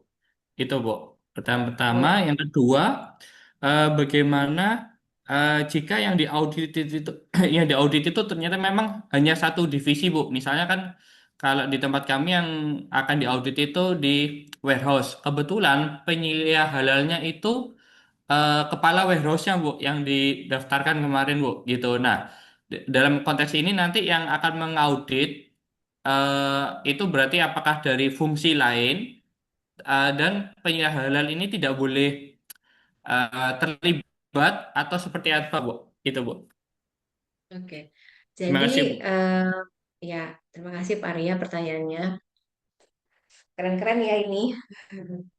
Oke, jadi satu Bapak Ibu nanti sebagai penyelia halal itu kalau sudah lulus itu boleh menjadi penyelia halal di beberapa perusahaan.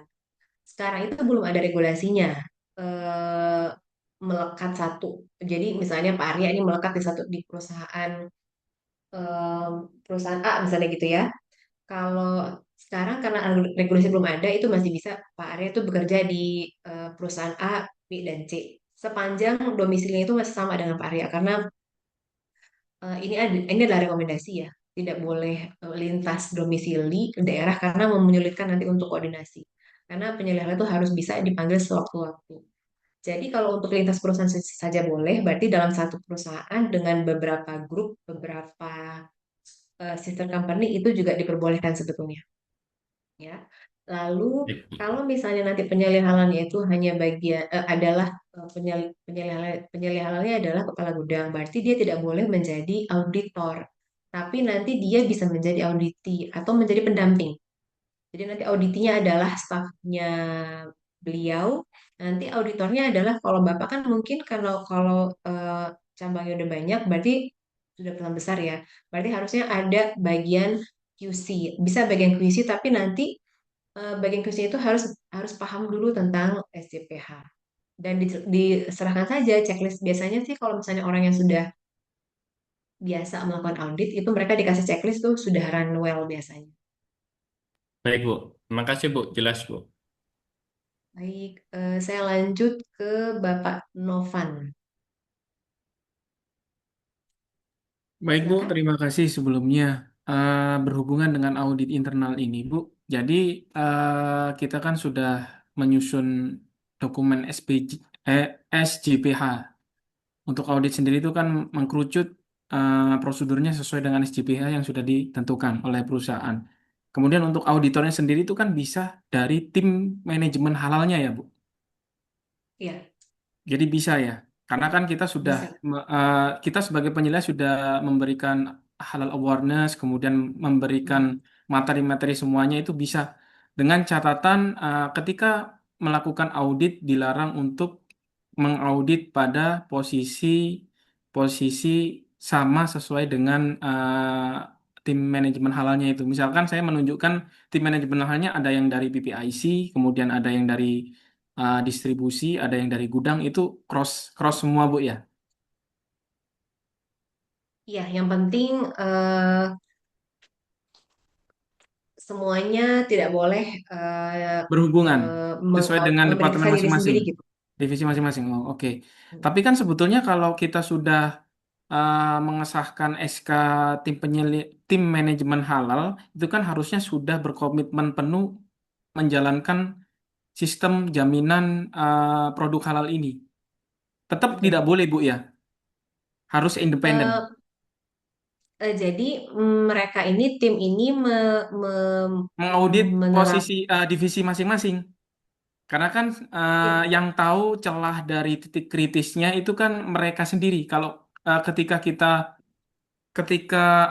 di posisi yang lain takutnya titik kritisnya ini nggak tahu. Nah gitu loh, Bu. Agar kita mm, meminimalisir, menghemat efisiensi waktu itu tadi. oke. Jadi kalau jadi kalau tim manajemen halal itu kenapa mereka ini harus diberikan kompetensi yang sama sehingga mereka bisa paham titik kritis untuk semua kriteria dan di semua bisa diaplikasikan di bagian mana saja sebetulnya. Justru kalau misalnya Pak Arya ini bagian produksi, terus Pak Arya mengaudit divisinya Pak Arya, secara gentleman agreement atau secara implisit lah gitu ya, Pak Arya tuh tidak mau ada temuan. Pasti kita tuh tidak mau ada celah. Jadi Pak Arya paling tahu nih celahnya yang mana. Pasti itu menjadi area untuk tidak disampaikan. Itu ada potensi begitu ya. Itu sebetulnya yang dihindari, konflik of interest namanya. Nah, jadi strateginya bagaimana? Memang meskipun semua tim ini itu diminta komitmennya untuk menerapkan SCP, tapi menerapkan SCP secara holistik, secara keseluruhan, secara em, jadi melingkup semua perusahaan. Jadi bukan berarti kalau mereka nggak bisa mengaudit divisi mereka, bukan berarti mereka tidak mengimplementasikan. Mereka tetap comply, tapi toh mereka mengaudit bagian lain karena ada lagi klausul di dalam SCPH ini bahwa auditor itu tidak boleh eh, sifatnya harus independen. Jadi itu yang sama dengan tadi di awal, produk yang beredar harus halal, tapi ada klausul kedua, dikecualikan untuk yang mengandung bahan tidak halal. Jadi ini sama untuk semua tim ini mereka adalah apa namanya wajib mengimplementasikan seluruh SJPH termasuk mengaudit, tapi hanya saja mereka tidak boleh mengaudit diri mereka sendiri. Jadi Oh, sebaiknya nanti Pak Novan bisa menjadi pendamping. Meskipun Pak Novan ini adalah tim manajemen halal. Saya misalnya penilaiannya. Pak Novan ini saya tugaskan untuk mengaudit bagian distribusi misalnya. Tapi Pak Novan boleh jadi pendamping. Jadi misalnya nanti kalau eh, ada pertanyaan yang misalnya bisa dikonfirmasikan, bisa di cross check kan gitu ya. Atau nanti ketika em, apa namanya tadi kan mungkin ada kekhawatiran takutnya orang tim auditor yang lain itu tidak tahu titik kritis di bagian kita gitu ya.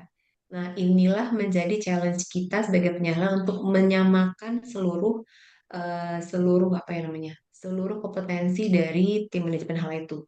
Dan sebetulnya kalau kita sudah pakai checklist itu sebetulnya sudah cukup membantu ya membantu ya. untuk dia. Oke, oke, paham, paham, Bu. Baik. Terima kasih pertanyaannya Pak Novan. Selanjutnya ke Ibu Meyana. Meyana. Baik, terima kasih Bu Gita. Sebetulnya agak mirip tadi dengan pertanyaannya Pak Arya.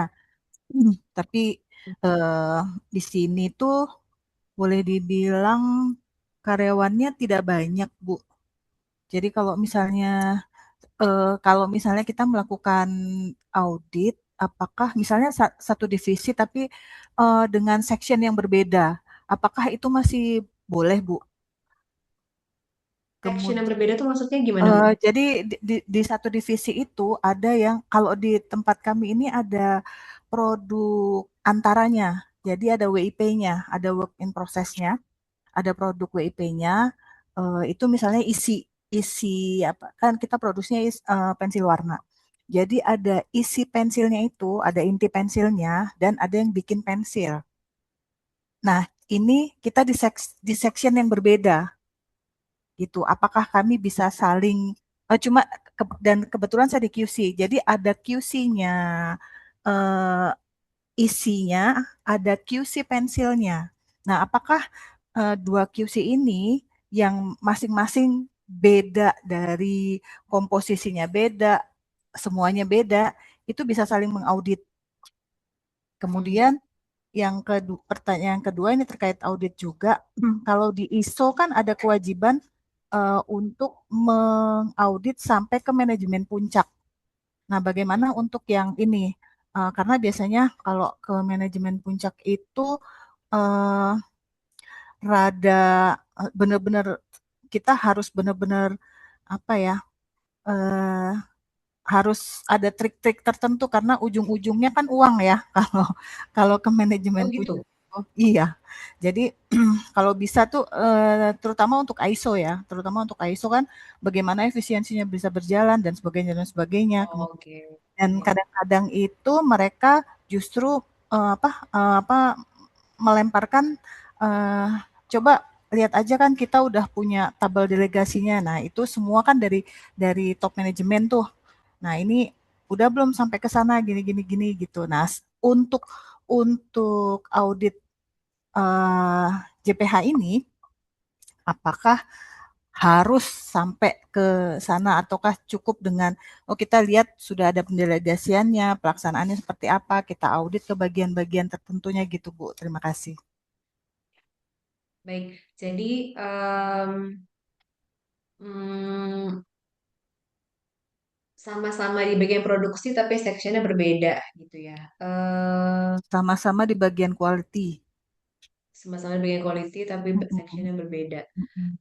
Kalau misalnya memang bisa dihindari konflik of interest-nya sih mungkin bisa ya, Bu. Asalkan em, ya dijaga independensinya ya. Karena itu sebetulnya pensil dan inti pensil itu agak deket ya kekerabatannya. Iya, Eh, tapi dari tapi segalanya biar benar-benar sebenarnya berbeda. berbeda ya. Hmm. Em, Dimungkinkan sih Bu, asalkan nanti tetap dijaga secara independensinya ya. Terus sebetulnya manajemen puncak di JPH ini juga sebetulnya kita tanyakan. Itu ada di klausul 1, komitmen dan tanggung jawab. Mm-mm. Jadi eh, ini yang menjadi eh, poinnya sebetulnya. Ketika yang menandatangani JPH itu adalah manajemen puncak, top manajemen, berarti memang nanti mereka yang akan kita wawancarai. Tapi pertanyaannya itu hanya seputar JPH. Contohnya, Ya, apakah Bapak sudah menerapkan JPH, sudah punya kebijakan halal atau belum, sudah saja belum, hanya sekedar itu saja. Sudah menunjuk oke. penyelia atau belum, sudah apa namanya, sudah bentuk tim belum, terus udah diikut sertakan pelatihan atau belum, hanya sebatas itu saja. Tidak ada hubungannya dengan cost efisiensi sih kalau untuk yang pertanyaan di CPH-nya ini ya. Tetapi CPH itu juga memungkinkan bukan top manajemen yang menjadi apa namanya hmm, penanggung jawab kebijakan halalnya, karena dalam Oke. satu perusahaan besar biasanya itu untuk halal ini dia hanya bagian, kayak contohnya tadi itu pertanyaan dari hmm, Pak Arya atau Pak Novan ya, tadi saya lupa, dia hanya bagian gudang saja. Nah itu berarti bisa direkturnya, tidak harus di rootnya, atau bisa manajernya gitu. Jadi boleh di level down gitu Bu. Jadi Nggak bisa di harus OP, middle-nya ya. bisa di middle-nya Oke, Bu. gitu. Baik-baik. Terima kasih, Bu. Oke, sama-sama. Lanjut, lanjut Pak. Bapak Ibu sambil terus Ya, mengerjakan tugas ya. Silakan Pak ya, makasih Bu. Alisu. Makasih. Jadi terima kasih waktunya. Eh, Kembali mungkin yang tadi saya komen dulu yang tadi ya, yang mengenai konflik of interest ya. Kalau misalnya kan posisi kita dulu ini, posisi saya misalnya sebagai auditor ini apa? Oh sorry, yang mengeluarkan sertifikat saya kah? Atau saya yang merekomendasikan untuk mau mengeluarkan sertifikat ke orang? Atau audit ini hanya hanya sebatas internal? Itu pertanyaan saya dulu Bu. Sertifikat apa Pak? Sertifikat halal Bu. Sertifikat halal kan yang mengeluarkan BPJPH. Ya, berarti kami sebagai auditor yang merekomendasikan bahwa layak untuk dikeluarkan sertifikat. Kan gitu maksudnya Bu ya? Oh, bukan, bukan. Jadi Bapak Ibu sebagai penyalih halal itu bertugas melakukan pemeriksaan atau kita kenal sebagai audit, meriksa perusahaan kita ini sudah nerapin JPH dengan baik atau belum. Oh ya, sorry. Oke, jadi maksud saya gini, tadi itu kan kalau misalnya saya selaku auditor berarti internal perusahaan saya dong. Saya kira antar unit pun tidak masalah. Untuk karena kita ini adalah orang yang dipercaya untuk mengaudit. Itu konflik Oke. of interest saya pikir tidak akan terjadi karena memang kita ditugaskan untuk mengaudit. Itu yang pertama. Terus kemudian saya lanjut Bu, ketika kita sebagai seorang auditor, itu yang saya tanyakan tadi, yang pertama waktu awal tadi itu saya tanyakan, apakah eh, apa ini non-Muslim, non-Muslim mungkin Oh mereka iya. juga ya konsumsi ya Hmm, anggaplah misalnya konsumsi yang diharamkan ya di Islam ya Bu ya. Nah, hmm. ketika Babi. dia akan berada di ruang produksi Hmm, atau misalnya hmm, dia ada di ruang di anggaplah misalnya pencucian piring lah misalnya atau misalnya bagian apa yang berhubungan dengan kontak langsung dengan yang berhubungan dengan yang tidak dibolehkan. Nah, apakah hmm. karyawan non-Muslim itu boleh kerja di ruang produksi dan seterusnya tadi? Karena yang Oke. kaitannya dengan harus cuci tangan 7 kali dan Iya. seterusnya. Ya, mohon Iya. petunjuk Bu. Baik, jadi kalau kita punya pegawai non-Muslim, berarti kita, Bapak Ibu, ada tambahan prosedur.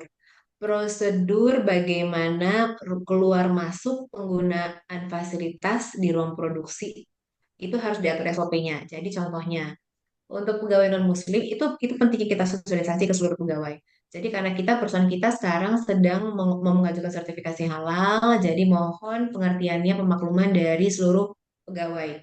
Jadi untuk yang pegawai non-Muslim kita buatkan prosedurnya. Jadi kalau untuk area makan itu mereka untuk menghindar kontaminasi gitu ya. Nah, itu mereka diberikan tempat terpisah. Terus nanti ketika ke ruang produksi, berarti karena mereka mungkin bisa keberatan ya Pak, cuci 7 kali, 1 kali dengan debu atau tanah gitu ya. Jadi mereka harus pakai APD lengkap, bukan APD lengkap, maksudnya harus pakai sarung tangan sepanjang proses produksi ataupun selama di perusahaan karena untuk menghindari kontaminasi dari tangan mereka. Karena secara penelitian, kalau misalnya kita seorang bacer itu memotong daging babi gitu ya, itu kalau kita dicuci secara 7 kali dengan syariat Islam itu akan menempel selama 1 hari. Jadi itu kenapa SDM itu menjadi penting untuk kita terapkan prosedur kehalalannya. Begitu Pak. Jadi bisa saja kita strict gitu ya, dilarang membawa makanan yang tidak halal, babi, anjing segala macam gitu. Atau bisa jadi kalau kita mau lebih em, apa namanya, lebih tidak terlalu ketat misalnya, mereka tetap boleh makan babi di tempat kita, tapi kita lokalisasi tempatnya hanya di sini, nyucinya di sini, dan ketika mereka mau ke ruang produksi, berarti harus pakai sarung tangan dan sebagainya. Atau sekarang itu sudah ada Pak bahan kimia yang menggantikan tanah. Jadi kalau kita mencuci dengan zat kimia itu sudah setara dengan eh, 7 kali, gitu Pak. Kalau boleh tahu nyawanya apa tuh Bu ya? Atau produknya apa ya Bu? Yang bisa menggantikan? Saya lupa. Saya eh, dulu waktu itu kebetulan saya dari eh, Kementerian Perindustrian ya Pak. Jadi waktu itu kami sudah pernah riset ada salah satu pelaku usaha dan eh, satker kami yang sudah memproduksi sabun dengan mengandung debu atau tanah dan itu sudah diverifikasi oleh MUI waktu itu. Cuman saya tidak mengupdate lagi mereknya apakah mereka sudah dipasarkan atau tidak. Nah, ini belum saya nggak ini lagi tapi memang ketika beberapa beberapa kali ketemu dengan produsen dengan beberapa perusahaan itu mereka bilang memang sudah ada hmm, di pasaran. Cuman mohon maaf Pak, saya nggak tahu mereknya.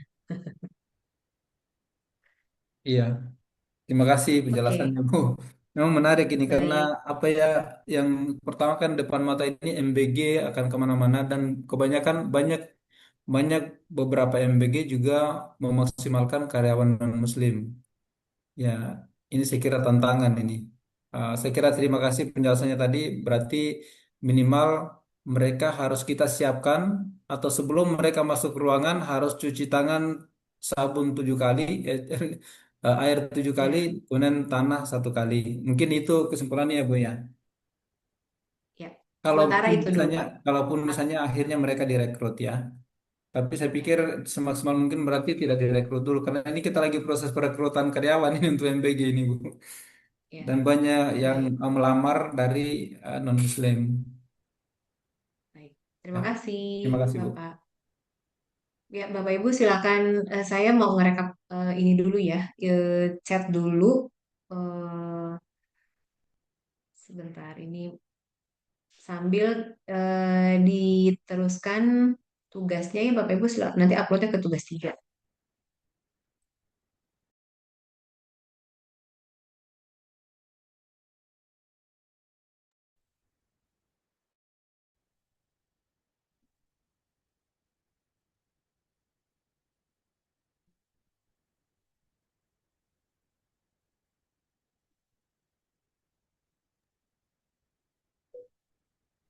Punten Bu, maaf yang untuk yang warna hijau ini tadi diisi diisi apa diisi juga atau nggak perlu ya Bu ya?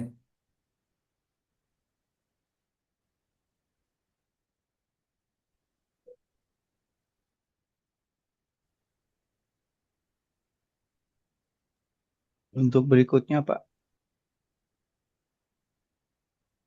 Oh untuk berikutnya ya, oh baik baik. Tapi ini tetap kita upload kan Pak, sekaligus satu. Banget sinyalnya.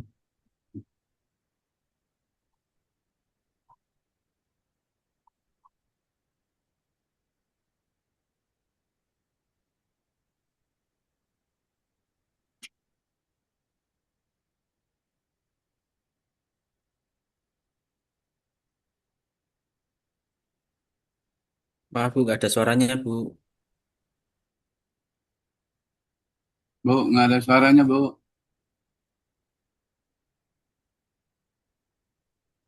Lagi ngebel.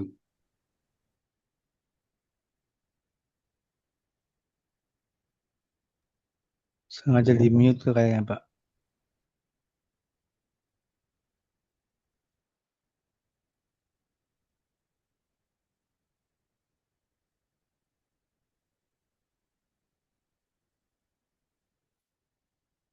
Assalamualaikum, Pak Dir.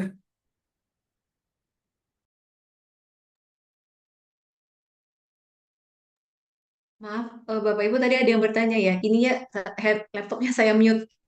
Maaf, siapa tadi yang bertanya? Ya, Bu. Saya mau bertanya, Bu.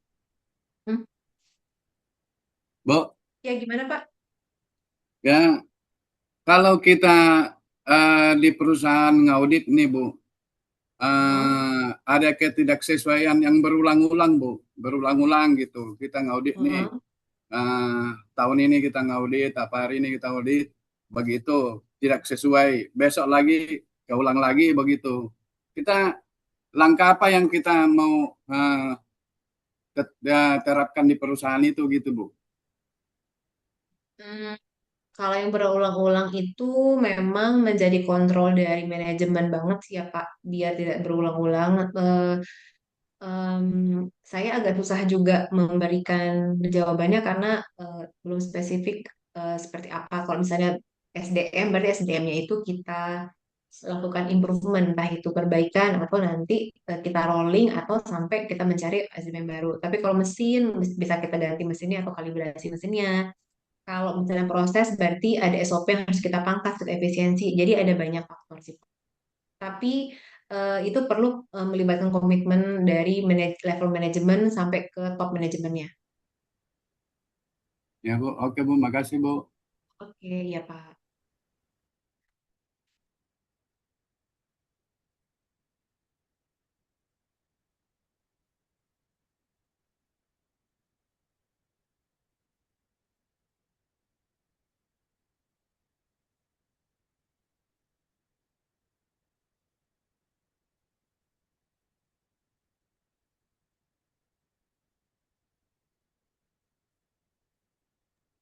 Bu Gita, kita hanya audit aja kan belum ada langkah Ya, setelah temukan masalah gitu.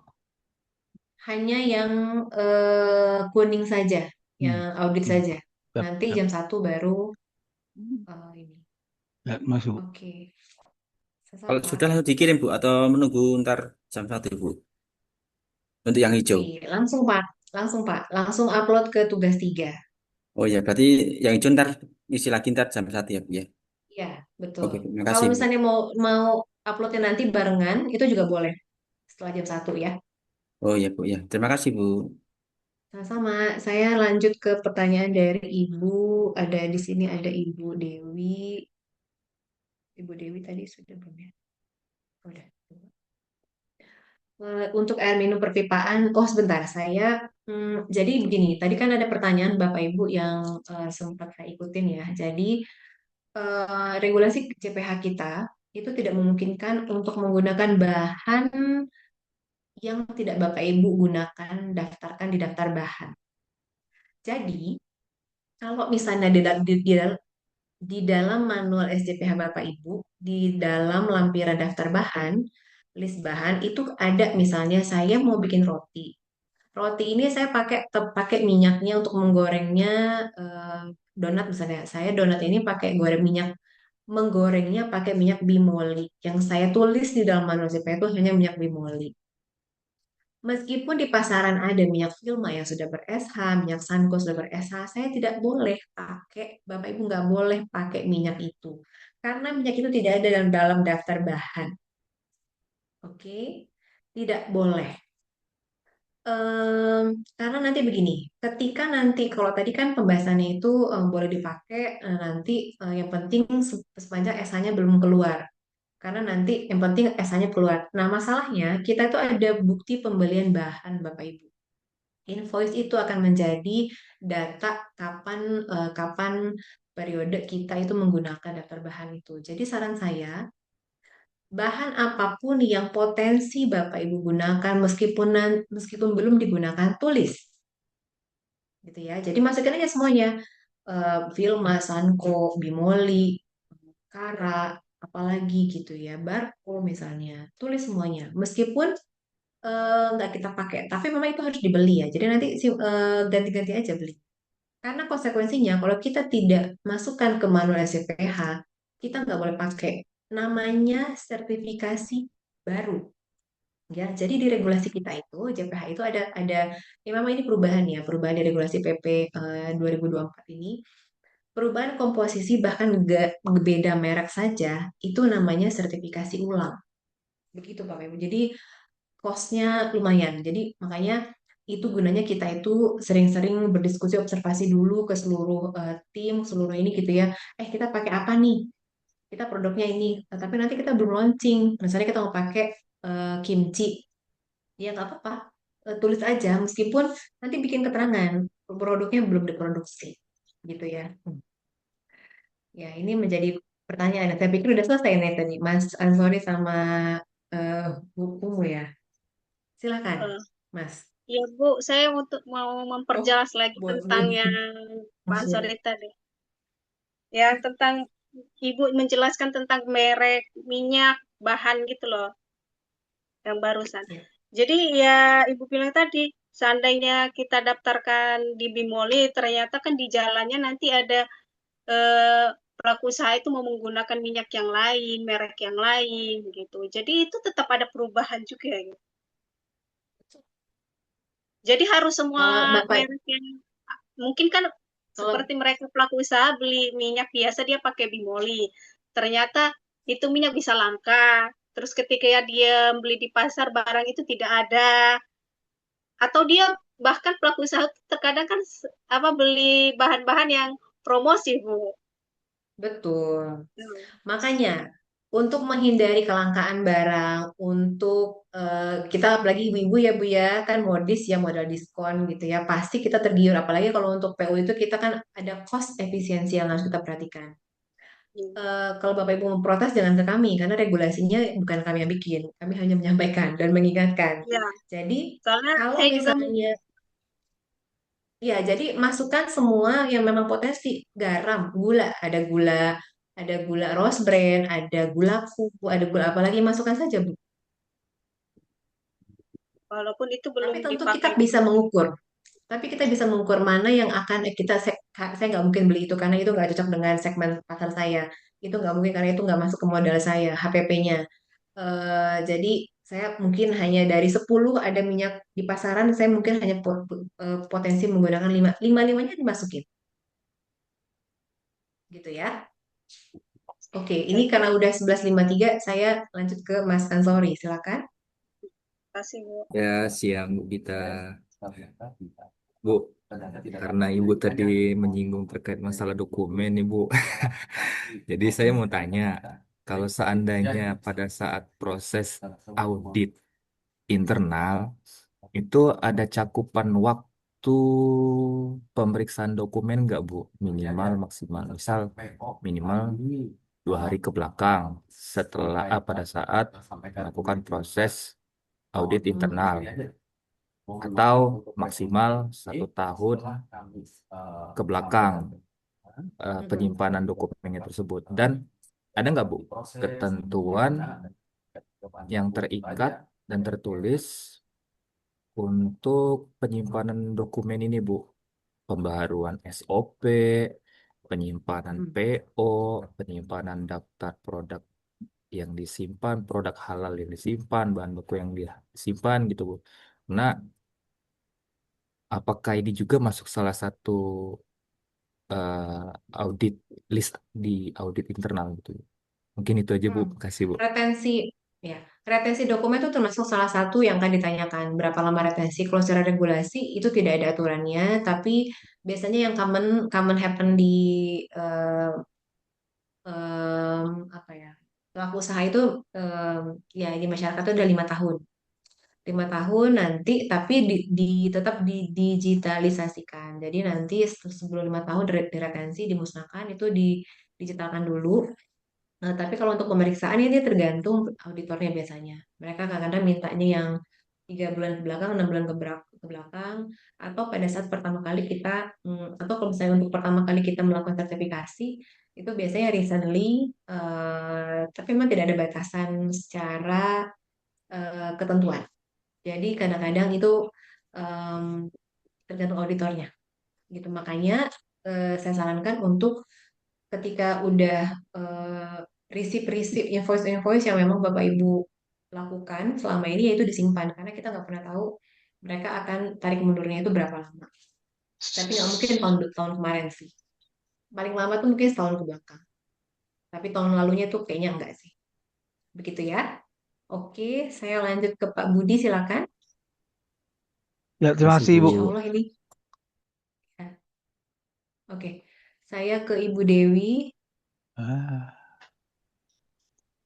Em, untuk air minum perpipaan yang diolah di instalasi berbeda, namun air baku, bahan kimia serta metode pengolahan sama, apakah audit tetap di setiap bintang instalasi? Iya, instalasi ini kan sama kayak instalasi ini kan tempat produksi ya. Instalasi air itu kan berarti dia produksinya di situ. Sama kayak dapur itu tetap harus diperiksa di semua instalasinya. Terus dari Ibu Rika, Ibu Rika, Ibu Rika.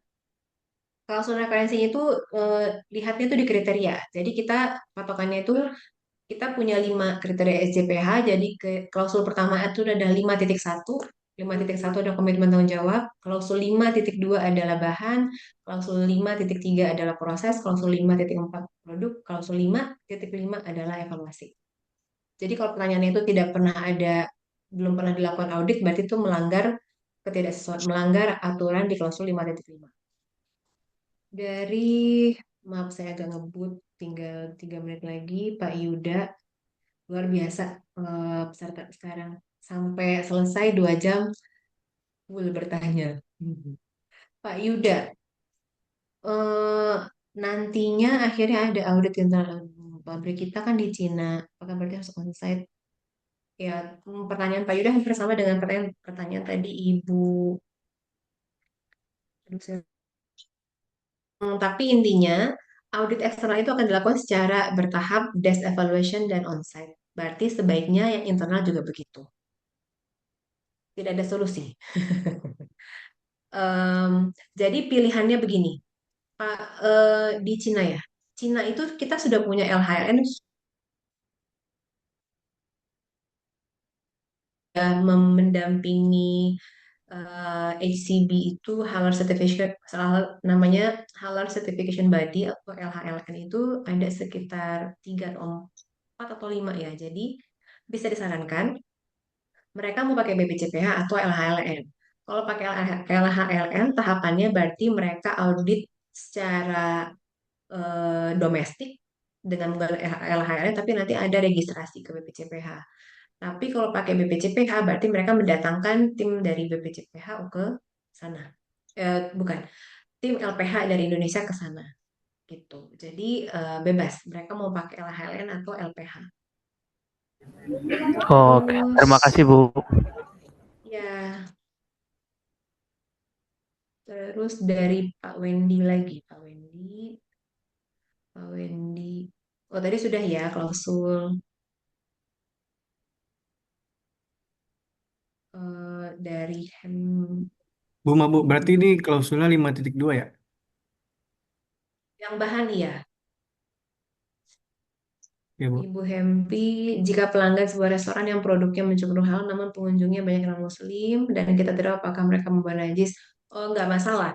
Jadi kalau untuk restoran-restoran itu memang diwajibkan untuk memasang sertifikat halal di depan dan ada keterangan tidak boleh membawa hewan dan makanan minuman ke dalam. Itu aturannya. Jadi itu menjaga kita untuk agar tidak kontaminasi dari sempat ada kejadian waktu itu yang ini ya, ada pengunjung yang membawa seorang influencer membawa kerupuk kulit dari babi ya. Nah, itu sehingga ada persyaratannya bahwa nanti di restoran atau di kafe itu ada plang atau ada keterangan untuk konsumen tidak boleh membawa hewan, makanan minuman dari luar. Gitu. Terima kasih Pak Ansori sudah membantu menuliskan klausul. Terus Pak Hadi Wijaya, temuan tidak? Temuan di SCPH itu sifatnya hanya ketidaksesuaian saja, tidak ada minor observation itu tidak ada, hanya ketidaksesuaian saja. Oke, pas, Masya Allah luar biasa. Pas di jam 12, tabarakallah semuanya, jazakumullah khairan. Bapak Ibu, berapa orang di sini ya? Sekitar 50-an ya. Luar biasa sekali partisipasinya.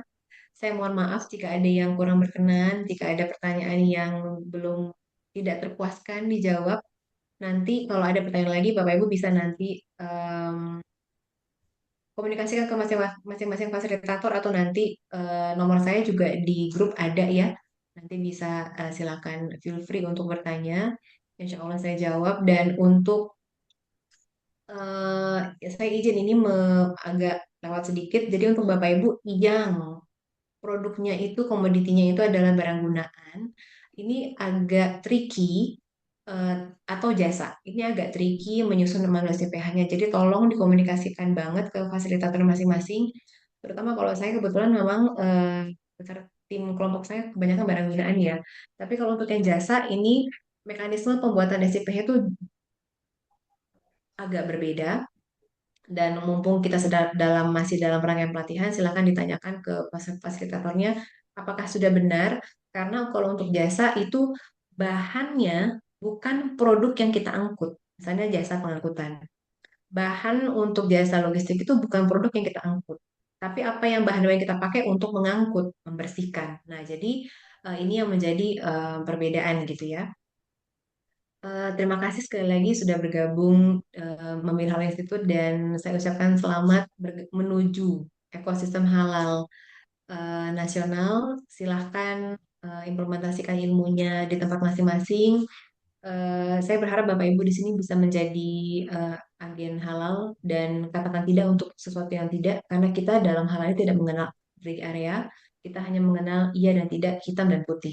Jadi tolong dijaga komitmennya, integritasnya dijaga sehingga nanti tidak ada lagi mislead di produk-produk yang ternyata berasal dari ketidakkompetenan seorang penyelia halal, dan kami tidak berharap itu berasal dari pelatihan kita ini.